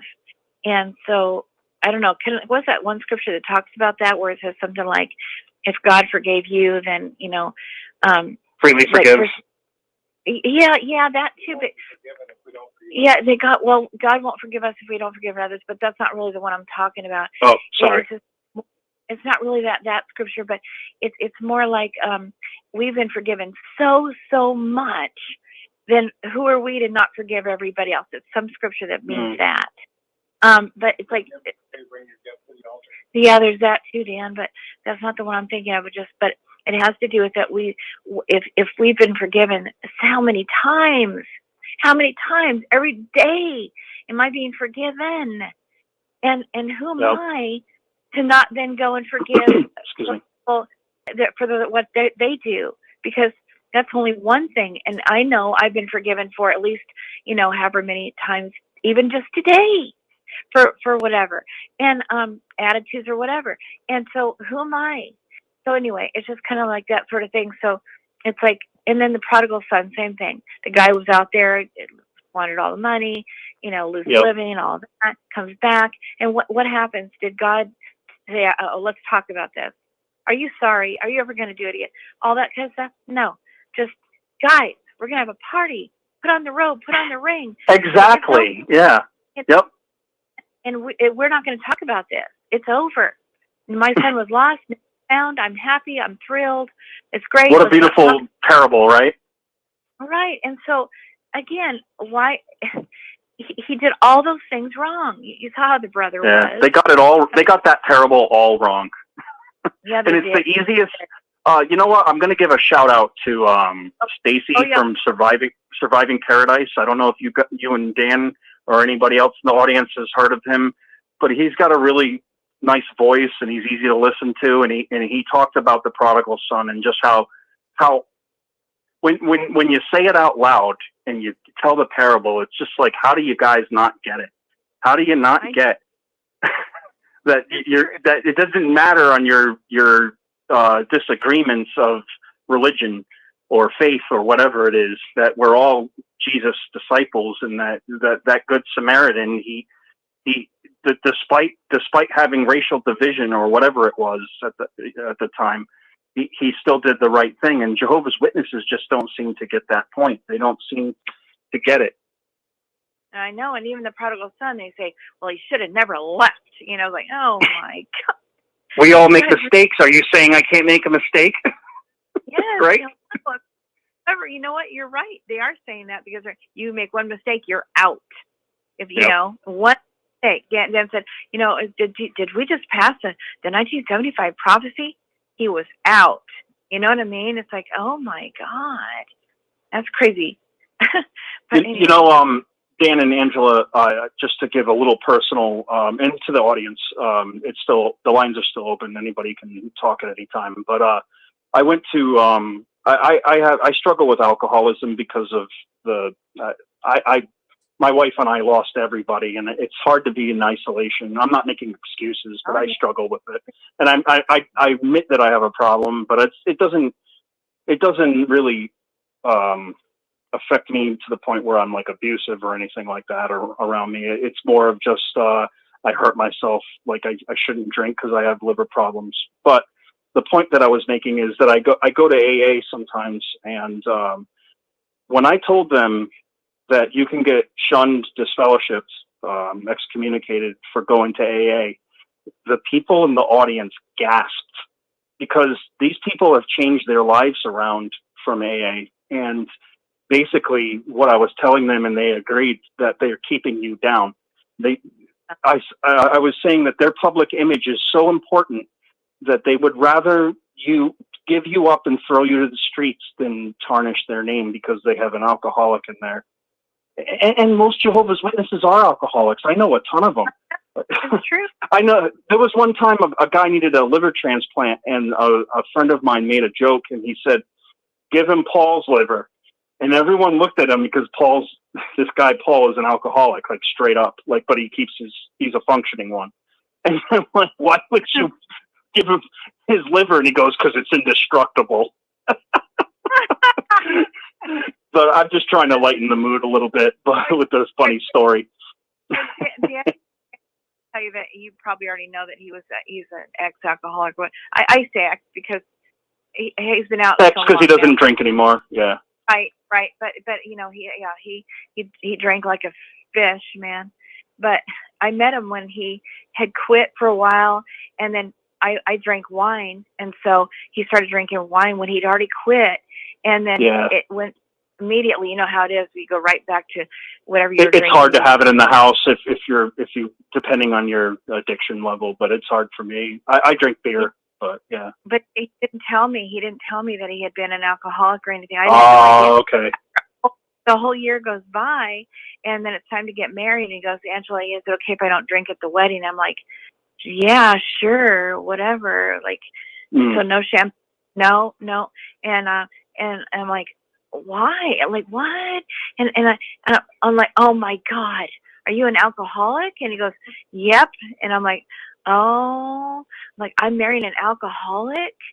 And but you married a sweetheart. I did, but he said that he thought God told him never to have a drink again. I said, well, then you better not. And then he never has.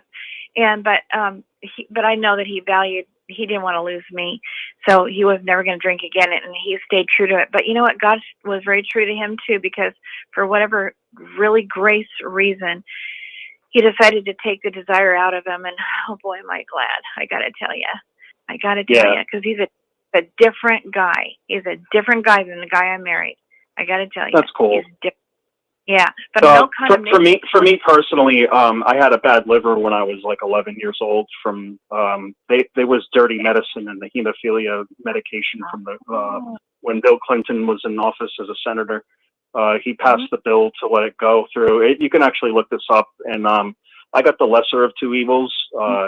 You either, if you were a hemophiliac in the 1980s, you either got AIDS, HIV, or you got the hepatitis C. And being raised as a witness, it was always stressful for me. I never, it was hard. And I, even though my drinking habit wasn't crazy, it's just that I already had a bad liver.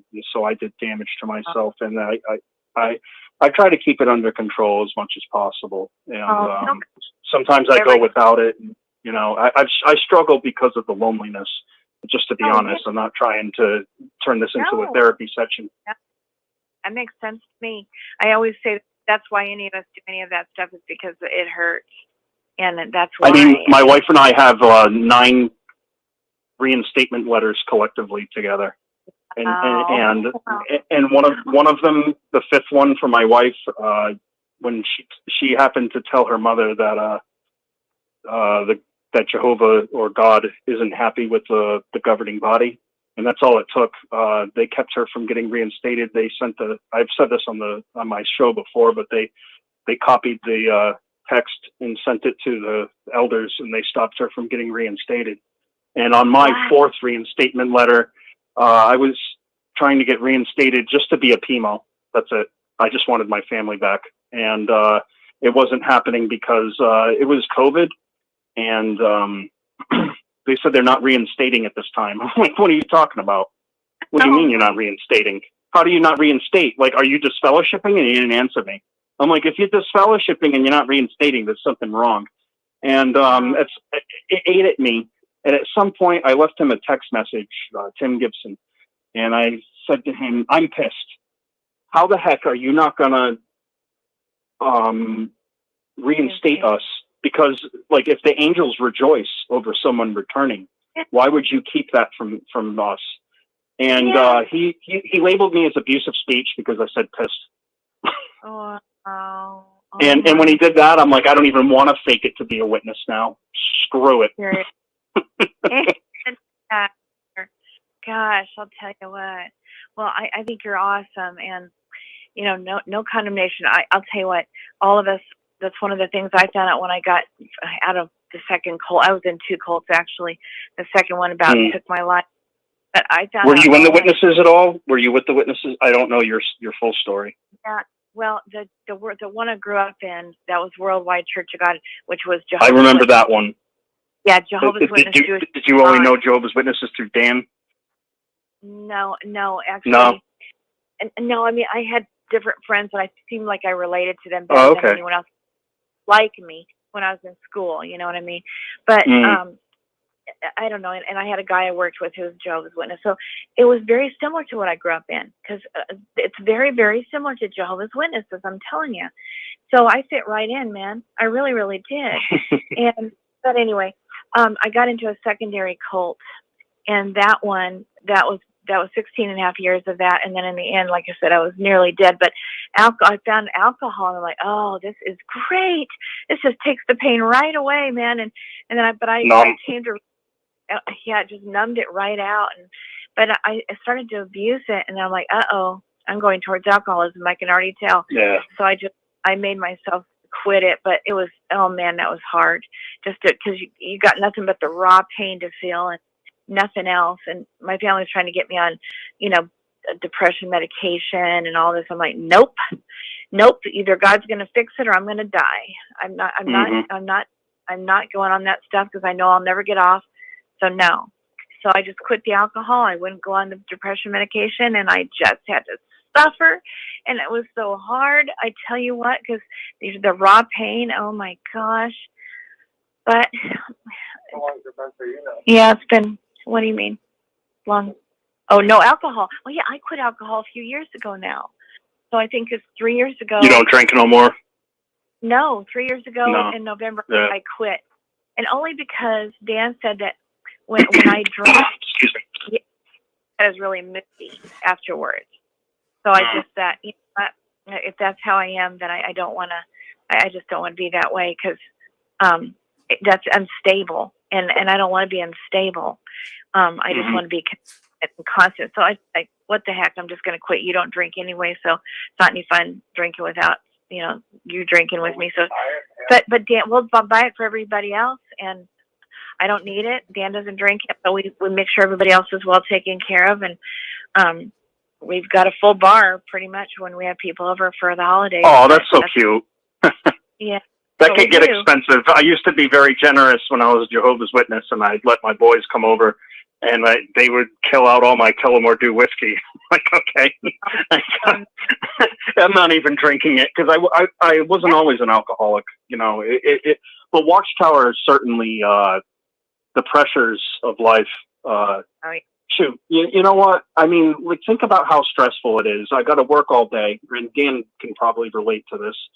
And then, I have a part in the meeting, or was it microphones? I don't remember what it was. I had some kind of assignment. And so I figured I had a really late day. I was booked doing auto body jobs. And I knew I was going to have a late night.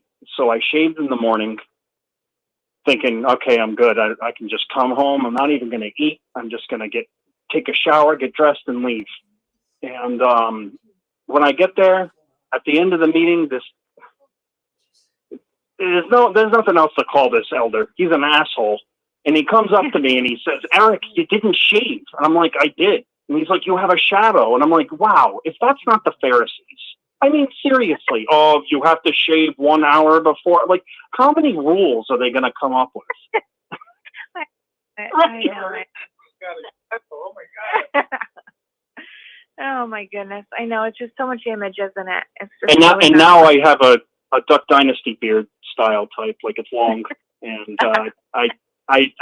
I'll never shave again. I used to break out in rashes and bleed sometimes because I'm a bleeder.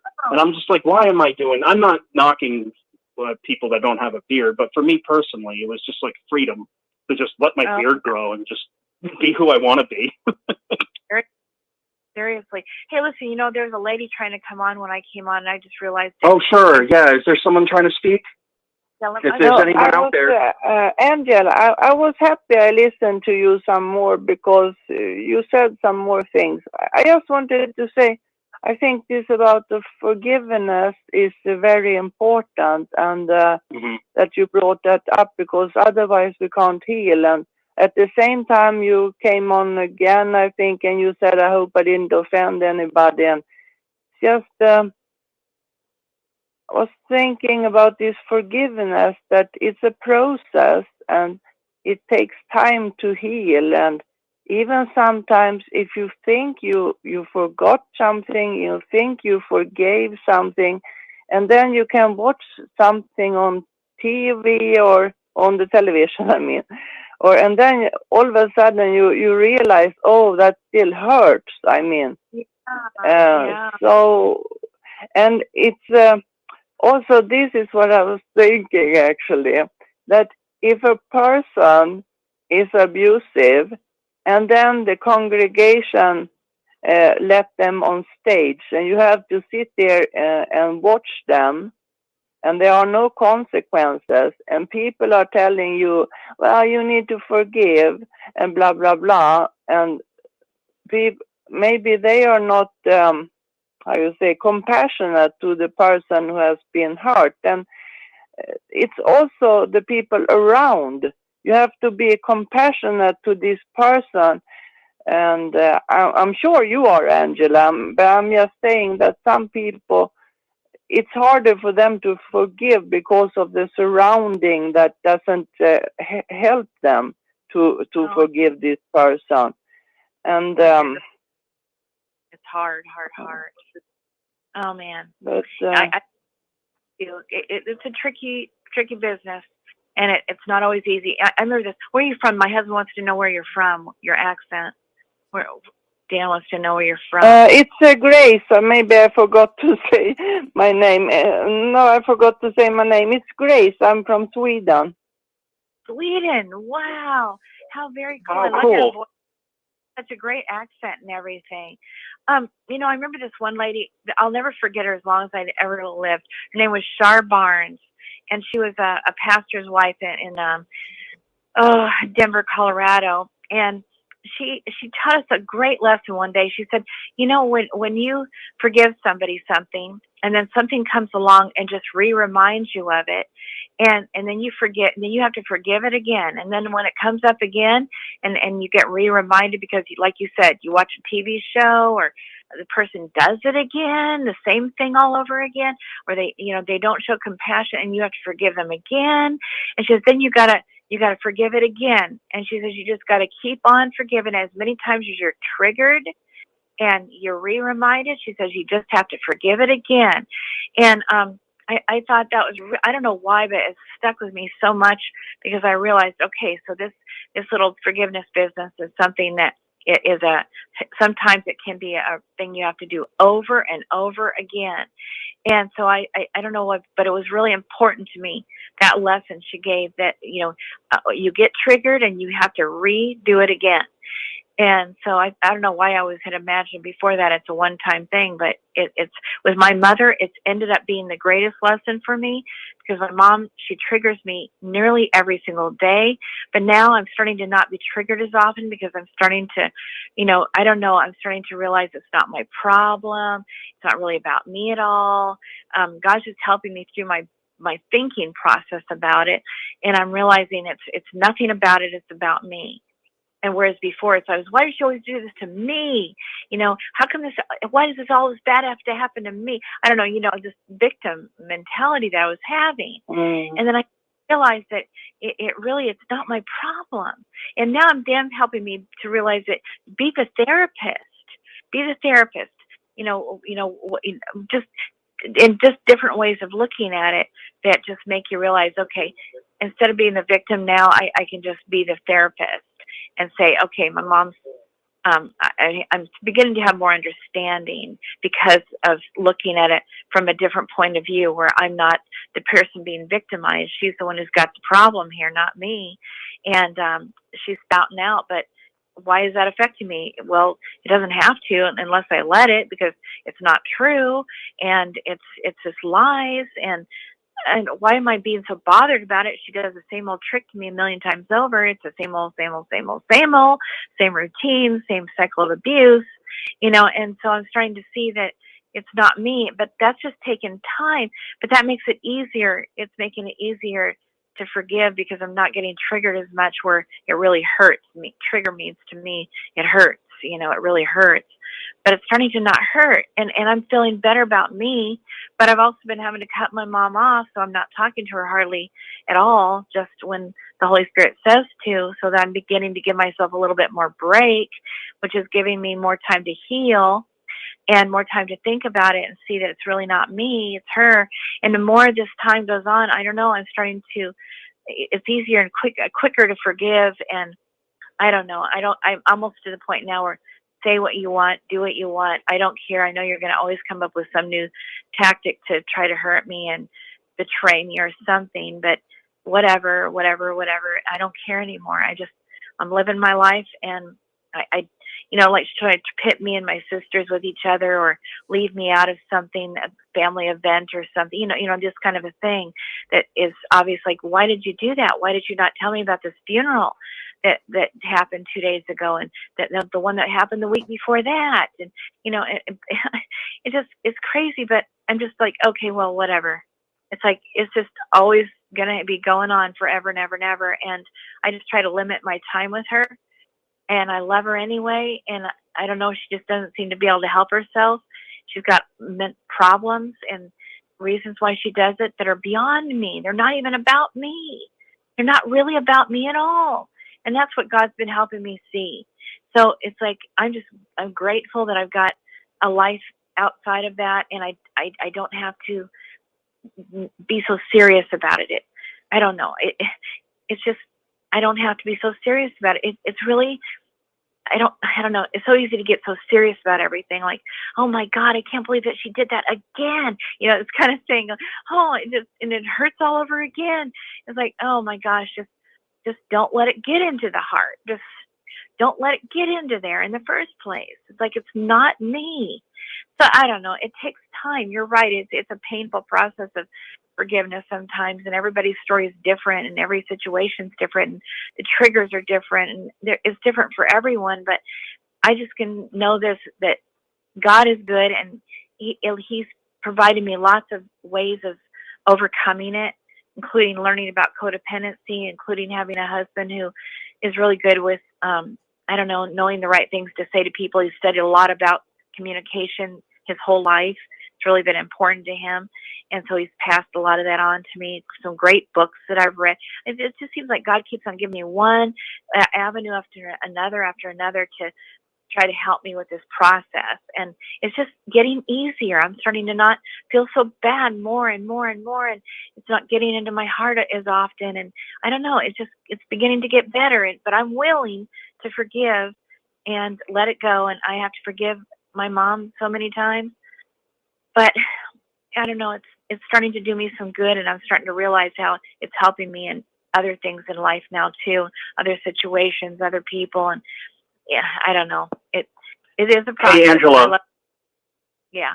Sorry, I was just gonna add. No. I was just gonna add to you something you said, where like Dan helps people or he's good listening. I'll confess to the audience and to everybody. I have an absolute crazy story of what really happened to my wife and I, but I refuse to tell it because it's too crazy. I know everyone's reaction to it if I told them what really happened to me, so I choose to leave that out. But at one time, in an act of desperation and confusion, I reached out to you guys years ago, and I think maybe through an email, and my story is crazy, and I expect everybody to tell me I'm crazy if I tell them my story. So, but I told you guys, and you know what Dan's response was? What can I do to help you?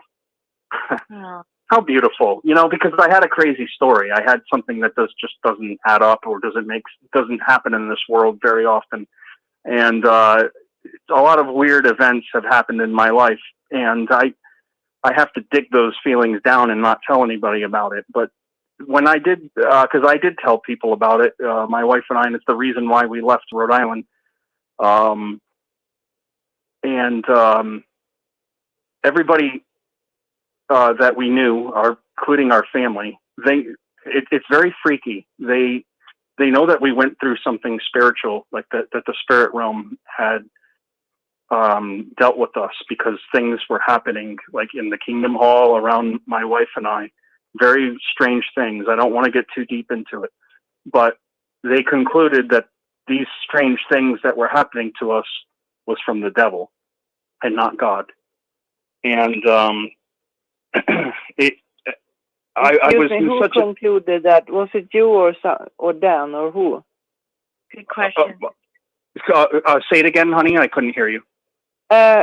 Who concluded it was from Satan? Was it you or Dan, or who concluded that? It was my family and the elders and everybody involved with it that knew us. Okay. But regardless, let's say to the equivalent, it's almost to the equivalent, like that something happened to my wife and I that we felt that happened to us, to like maybe someone who thought they were going to heaven, you know, part of the anointed. Not that we thought that. It was just something happened into our life. And whether, I don't want to convince people or even really want to talk about it, but what happened here drew a lot of suspicion, and it made us apostates, because one of the biggest things that we were telling the elders, when we were trying to get reinstated, I smoked pot, and I never will stop. I vape it now or take an edible because it's healthier for you. That's just my personal opinion. I know it's considered a drug, but I in a lot of states it's medicine, and it helps me with my health problem. I'm not just like, in all honesty, if we all did pot instead of alcohol, we'd be healthier people, but I digress. But they didn't. When I proved to them that I got my marijuana card and that I was taking an edible, they didn't care about that. The problem was that we were not on board with the governing body, and they couldn't reinstate us for it. They saw us as apostates for the way that we thought and for our experiences. And at some point, my wife and I were homeless, and not one single Jehovah's Witness would let us in because we were disfellowshipped. And it took a long time for my own family to finally let us in. We were making the meetings homeless in a car. We would get naked and dress into our meeting clothes, you know, in a park somewhere or wherever, and they still wouldn't reinstate us when we were homeless, and made all the meetings. The brother, the elder, and he's no brother of mine, the elder told me, you're not an example to get reinstated. And I go, how am I not an example? He's like, because you're not working. And I'm like, that doesn't, no. I'm like, I am an example because I don't have employment and I'm homeless and I'm making all the meetings. And he's like, you're right. But we went through a lot of crap there, and I thought I would share that with the audience. Yeah, that's so something else. Well, you are so amazing. You sound so good now. You sound so whole and so together, and you come such a long way then. And I can't say enough but applaud you. It's awesome. Just awesome. Thank you, hon. Good job. It just sucks that the sacrifice of having your life, having freedom in your life, is the sacrifice of losing your family, and you guys know what that's like. Dan had to wait how many? What do you say? 20 years, 40? I don't remember how many years to reconnect with his family because someone died. How sad! How sad! Yeah. Funny, yeah. And it's not our families. It's the indoctrination to our families. They are. I don't know. Maybe mine aren't good people, but it's not for me to decide. Yeah, I know it. I got the same situation too, where so much Hey, betrayal. I don't mean to interrupt, but did we cut our sister off from Sweden? Because it's always nice to hear from her. Did you have anything more to say, honey? Well, you were talking about the beard, and I'm just thinking about this Charles Taze Russell with his long beard, and it's so ridiculous because everybody that I know that is a real Jehovah's Witness, they have seen Charles Taze Russell. So it amazes me that they don't react on this. And yes, now I was thinking about these perverse elders you're talking about. Mm-hmm. There is not in the Bible that a woman need to wear a skirt. Mm-hmm. And they keep enforcing this even when it's more cold than in a freezer. You need to have a skirt, and not everybody have a warm car or a husband that can warm up their car, so you can have nylon stockings in the middle of the freezing winter. And I mean, all women, right?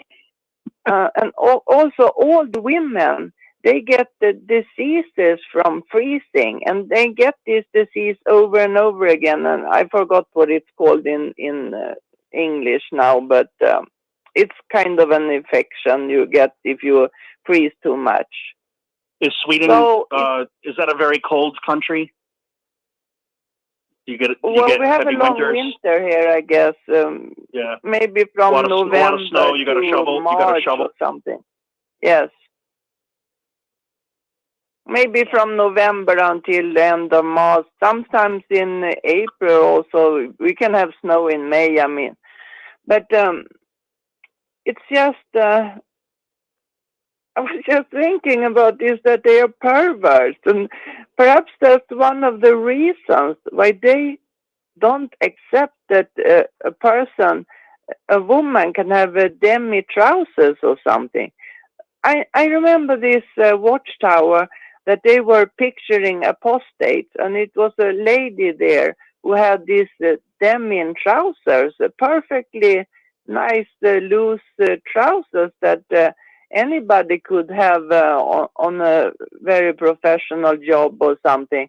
And they were depicted like they are evil or something, just because they have a dem in trousers. And I mean, that's what they are reading. I mean, it's so insane that, and I mean, I talked to them about this, and I even talked I'm just to an going to say sorry. about I got this. dropped. My call got dropped, and I just signed back on, so I missed out a little bit of what you were saying. But go ahead, sister, and talk. I just was letting everybody know that my phone got cut off. Is somehow. Angela still there? Yes, I'm still here. Don't worry, I heard every word of it. So, No, I'll just okay. Thank you, guys. Thank you guys for keeping it going. To just say at the congregation that women got diseases from getting too cold, and so some women would wear very nice, respectable trousers, and then they were being treated badly because of it. That's where she's at. Okay. It's like in the Watchtower, they depicted, it was a picture in the Watchtower, and then the apostate woman, she had them in trousers. Like that was a bad person. Oh, that's not right. That's not right. I mean, this Watchtower is it's so crazy. I mean, it is. Are you speaking of like there was a sister who like studied with Jehovah's Witnesses, and she was partially blind and deaf, and she was in a bad neighborhood, and I don't know if this is the story that you're talking about. And what happened was she ended up getting baptized, but they were giving her rides, but then they told her she had to do it herself, and she was on her own to get rides from I don't remember what country it was, but it was a bad part of town. And so she was putting her life at risk being in a bad place on the subway or bus, whatever it was. And the whole thing I'm watching, and the sister said that she wore pants, and that, the other sisters corrected her, and then they bought her one dress. But it's like, it's sad you can't come as you are, but I don't mean to interrupt you, sister. I just was adding to what you were saying. I mean, was she going in? But was she going in service, or was she going to the meetings? The meetings. Okay. And she's blind. She's half blind and deaf, or has an impairment and can't drive, and she's in a bad neighborhood going all the way 20 minutes or 30 minutes there and back on a bus or subway, whatever it was. And they this is straight up on jw.org, and I just thought how sad, because it's not a positive story. You're kind of abusing a woman. Like, if you just would have left her alone, she would never have to do all this. And they only took care of her in the beginning, and then the sister was like, well, she's gotta do it on her own. And it's not that's love bombing. You draw people in, and you're like, just kidding. Yeah, seriously. But they're just so cold. I mean, it's so very, very cold to tell people to do things. You need to do this, and then you don't help them. So it's so cold.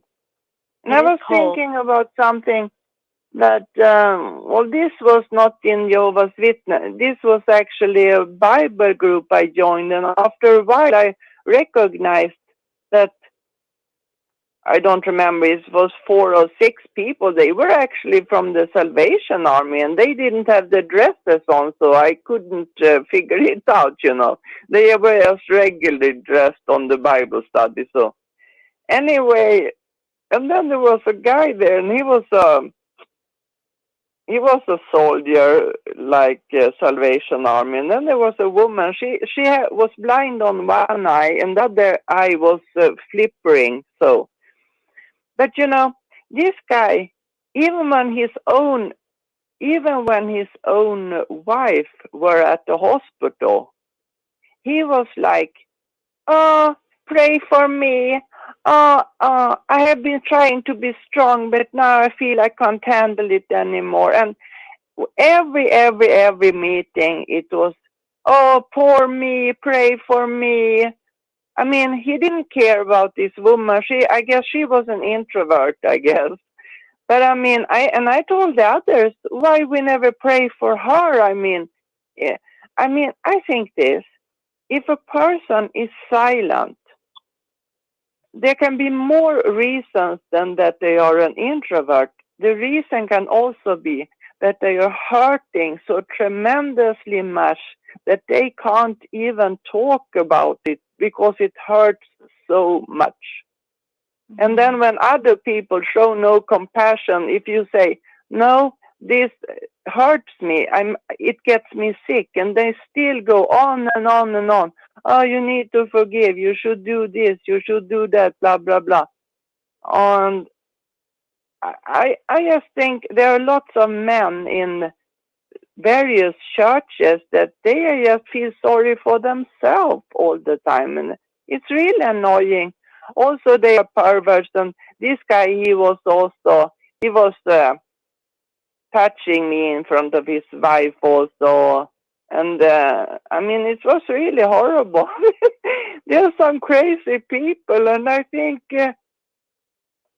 you have to be careful if you are in a church or anywhere, because there are lots and lots of perverted men, I believe, and even more so in the Jehovah's Witness. And I was thinking about what you said with how it was something about witchcraft or something. I have been thinking about, I think the sexual demons must be very working in the Watchtower, and I've been thinking a lot of things lately, how it all adds up, and but there is a fine line to walk on, like when Angela is talking about forgiveness, because you also need to talk about things, but also you need to try to focus on other things that makes a person happy. Otherwise, if you just go on and on and on, but you never know if a person says something to you, and it can sound like, oh, they have been going on for 50 years, but you don't know. Maybe that is the first time this person ever talked about this matter with anybody. So, Yeah. I'm finished now. Now you can talk. Oh, thank you so much for sharing. It was so good to Yeah, hear thank from you somebody. for sharing, hon. Oh, sorry, Angela. Go ahead. Oh, from Sweden. Can you believe it, Eric? Wow. Sweden. Right? All around the world, these issues seem to be unified in a way. Maybe that's not the right word, but it all seems to be unraveling everywhere. I know where was it? Africa's having a lot of problems. I saw on Reddit, or was it YouTube video of a man who he told his story in was it South Africa maybe, or I don't remember what part of Africa, and Nigeria actually, and the circuit overseer was demanding food in their very poor country, and the people really didn't have much, and he demanded too much from them, and there was an uprising, and the men beat the circuit overseer up, and they were all reproved, the ones that beat him up, but the circuit overseer, he was removed as a circuit overseer. I don't know if he got the fellowships, but that was the story. And can you imagine though, like here in America, we're expected to take care of the circuit overseer. I mean, I went to Pioneer School, and Anthony Morris was I know I've said this story before, but he was my instructor, him and Russell Sheldon. And he was one of my instructors, and I was new in auto body, and he expected me to work on his car, and I did. I did light repairs. It was nothing, really no sweat off me, but still, it took. I was engaged to be married. That's the last thing. I needed him to give me something. I'm starting a life here, and I'm pioneering. But I just what a joke, and it just these guys want to be served, and it's sad. You know, it's sad. It's sad because they really are the opposite of Jesus. Jesus served everybody. He didn't get served. Even when he was tired, he talked to the people. I mean, how beautiful. It is. It is. Seems like the devil's the opposite. You know, like you said, everything about the devil is serve me, sacrifice for me, give for me. Yeah, the opposite. But, you know, I thought about it, how awful it would be to have somebody who's abusing you all the time, and then they say they're sorry, and then they do it again and again and again, and they're sorry over and over again. Oh, God, that would be so maddening. So maddening. It has been, actually, and it's sad because I feel like that my mother actually has done more wrong to me than I have ever done to her. I'm not saying I've never done anything wrong to my family. I'm sure I have. I know some things that I was maybe out of line, but nothing to this degree. You know, I mean, if my mother and father called me right now and said, your dad's having a heart attack, I would pick up the phone and maybe fly down. I don't know. I'm not the richest man, but I might make something happen. But when I was in that situation and I was sick in the hospital and told them and left a voicemail, I got nothing back, and I'm embarrassed, Angela. I'm embarrassed of my family. I thought I came from better than that, because there's a saying, I can't remember how to say it. Familia is all. There's a saying in this show Breaking Bad and Better Call Saul, and there's a cartel mob guy, and he says family is all. Basically, that's what he's saying. That's all that matters. And even though I'm that's a different story, but like even the cartel, I know it's a fictional story, but even the cartel love their family. I know a woman that I used to work with, and her daughter was lesbian and had a fight with her lesbian lover, and she killed her. And that mother loved that daughter and stayed by her side still, even so. And I didn't murder anybody, and my wife didn't either. You know what? We smoke a little bit of pot, and my wife talked to a disfellowship person, and that's the reason for us to lose everything. I know, it's nutty. It really is. Right. It's nutty. It's a nutty religion for sure. Hello? Yeah.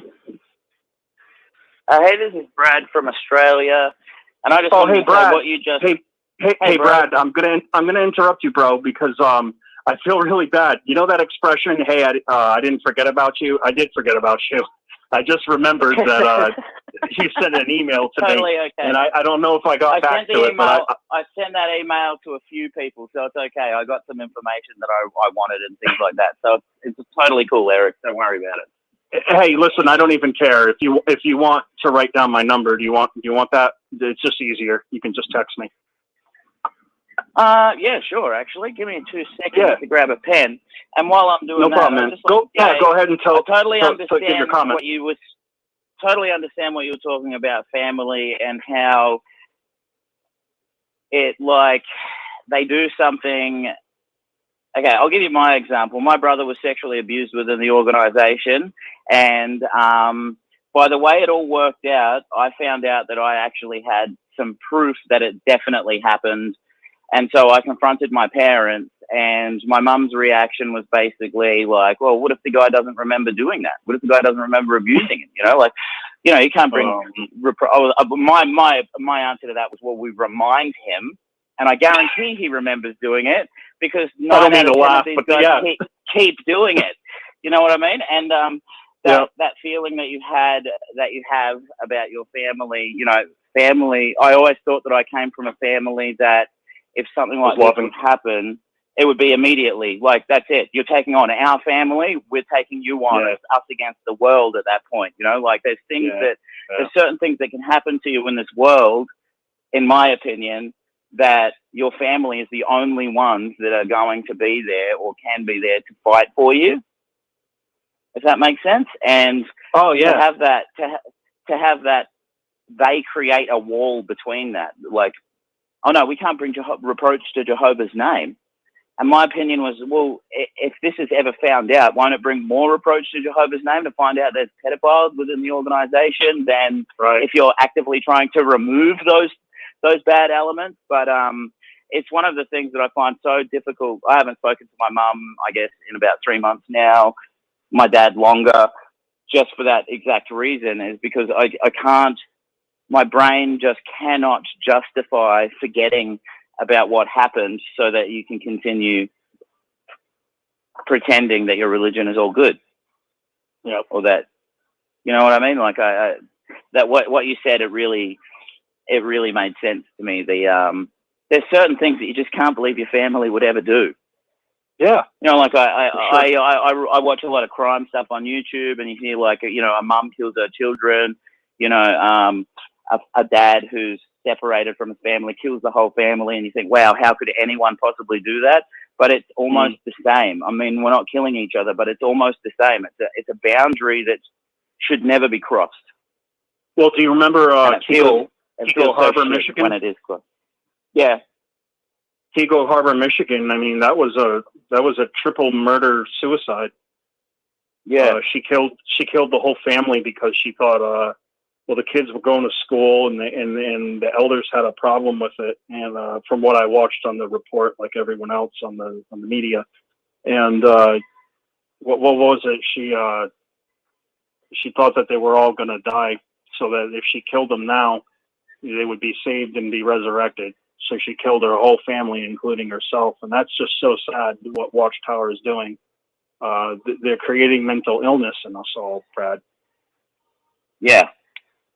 But it feels like, you know, like what's doubly annoying about that is my parents make it seem, well, pretend like I'm the one with the mental illness. Because I want to stop pedophilia, or I want the authorities to know what happened to my brother.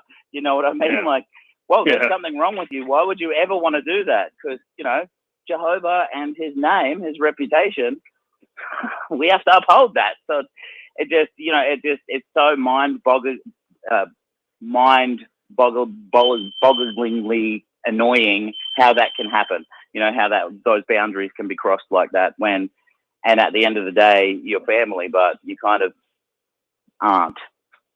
And that hurts. And that's the end of my comment. Thank you so much. Yeah, thanks, man. You got that pen and paper? Yes. Give me 2 seconds. All right. Shoot. 615 720 8541. 8541. Thanks, man. Really appreciate it. Yeah, thank you, man. Great Sorry, I show forgot today, about by the you. way. Just being honest. Yeah, Oh, thank you, man. Oh, good. Don't worry about it. You know how life is. I'm not much of an email person, so if you drop me a text or call me, exactly like I'll be back. Yeah, no to you. worries. Yeah. Will do. Thanks, man. Thanks for calling in, Brad. Always good hearing from you. Whoa, what a show we've had, huh? Does anybody else want to speak up? I don't want to leave anybody out. We've had a lot of people in tonight. Hello, Brad? Is Brad still there? Oh, no, I meant to say Eric. I'm sorry, it's Susan. Oh, it's all right. I'm dyslexic. I mix people up in numbers. Well, you know, I was thinking of what the reason I'm saying this, I was thinking what Brad said. And I think sometimes these JW parents, they can barely face what they've allowed in their family. So they deny it ever happened. And then that makes them not such bad parents. Because a normal parent would allow something as horrendous as in Brad's family, a normal parent probably wouldn't be able to live with themselves. Allowing your children to be abused like that. So they have to pretend it didn't happen. Because they're in a pretend world and pretend Jehovah's Witnesses. They have to pretend everything.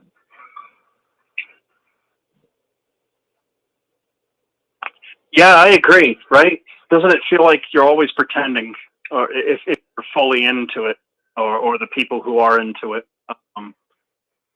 Another thing, too, is going along with what you're saying, Susan, is doesn't it feel like they're always lying? I guess it's after me, myself, learning things and using critical thinking, I guess Jehovah's Witnesses are probably one of the world's biggest gaslighters. You could when I crashed their carts, I said, "Can Jehovah's Witnesses have beards?" Oh yeah, they can have beards. You're lying.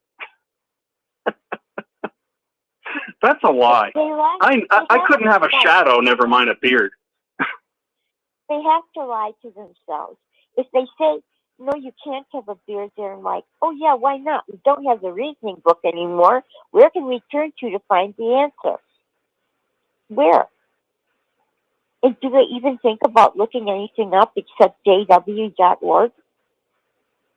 They're only going to get reinforced with the same make-up reasons why you shouldn't have a beard. Well, if you shouldn't have a beard, then our founder, Charles Russell, should never have a beard. But because we can't think of that now, we're not supposed to think of him. We're supposed to think of Knorr and company above, because anyone under Knorr had a beard. And I think Rutherford had a beard for a while. I'm not sure, but be that as it may, they have to pretend. Oh no, Rutherford had a. Rutherford. No, I don't know if he did, but Russell had the beard, and Rutherford didn't like it. He said it was we're businessmen. He said we're businessmen, and we shouldn't have beards. But we're not businessmen, women. We're supposed to be preachers. Well, tell that to Jesus. He was the greatest preacher ever known. He had a beard. He had to have. Moses. The law stated it. Yeah. All of them. So it was funny. Babe. Oh, hey, Apostle Babe. How you doing, Linda? Good. Just wanted to let you know that whenever you want to wrap up the show, that I'm ready. So, Susan, if you can tell that to Rick, that'd be great. Let me just see if Rick is awake. Hold on. Okay. All right. In the meantime, I'll just wrap it up here. Thanks, Linda. And okay, thanks, Susan. I'm waiting for him to go to and say whatever. And then, so, okay, thank you so much. I really thought Larry John Wayne was doing an episode, and he wasn't. So, Larry John Wayne, he did an episode last week. I really thought he was on a regular basis. So I was wrong. Okay. It's me. Was it the first time I'm wrong? I'm always wrong. I try to be right sometimes. Hey, even a broken clock is right twice a day. Right? Twice a day, yes. Okay, I just wanted to know that. All right, well, I appreciate everybody calling in. We're going to wrap things up, I guess, and get it ready for Linda's show. Does anybody have any final comments that they want to make? Just good job. Great job tonight. Angela wanted to say good job, too. Thank you so much, Eric. Good show. Yeah, thank you, guys. Love you all. You know, you do a great job, too. I always look forward to your videos. And I just wanted to say, since Angela was here, I love your singing. When you play the guitar, I don't know what song you did, if it was your own or a cover, but it was great. I enjoyed it. Awesome. You know, cults can keep us down, and I'll conclude with this. We don't really know ourselves all the time. Because think about it, right? If you were in the religion in the 80s or 90s, 2000, or about 80s, 90s, where I was at least, 3 meetings a week? What was it? Book study, right? And then you had, so Tuesday, Thursday, and then you had Sunday, and then you had meetings on Saturday. You know, you don't have time for your family. You don't have time for yourself. And when you leave that organization, you have all this time on your hands. The beautiful things you could do. Me personally, I don't know if Angela learned to play the guitar or she always had, but me personally, I found out that I could have a talent for cooking. It's on both sides of my family, and I moved to a state, and from Rhode Island to Nashville, and I'm just going to be honest, the food sucks here. It just does. It's not the same in New England, and it's landlocked, and the seafood ain't the same. But I recreated a lot of dishes that instead of the dishes that I missed from home, and even Chinese food. I got into everything, but my point being is we never know the secret little talents that we have, because Watchtower keeps us so busy and like, hey, nothing matters, but it does matter, and we can grow better without them. We can have self-growth without Watchtower. So take the pill. Take the red pill, y'all. If there's anybody listening that's a PIMQ and you're questioning, take the pill. Try it. See where the rabbit hole gets you. It might be uncomfortable, but in the long run, you'll have your freedom. But yeah, thank you, Dan and Angela, and please come into my show anytime because I love listening to you both. Yeah, you did a great job. Not that it's my show; it's Rick's show. I'm just a sidekick. That's right. We're all working together. Thank you. Okay. Well, very good, Thanks, guys. Eric. Very good. Good job tonight. Lots of good comments we're getting about it. Very good program. Keep up the good work, and thank you very much. We're going to Apostle Babe now, so hang in with us, Apostle Babe. We'll be coming right to you. Well, a good program. Things went well, so now we're going to switch over to another program. We're going to go over to the next studio. Hey, we're going to close this one out, but don't go anywhere. Linda James is up next with Healing After the Watchtower. Going to end the program right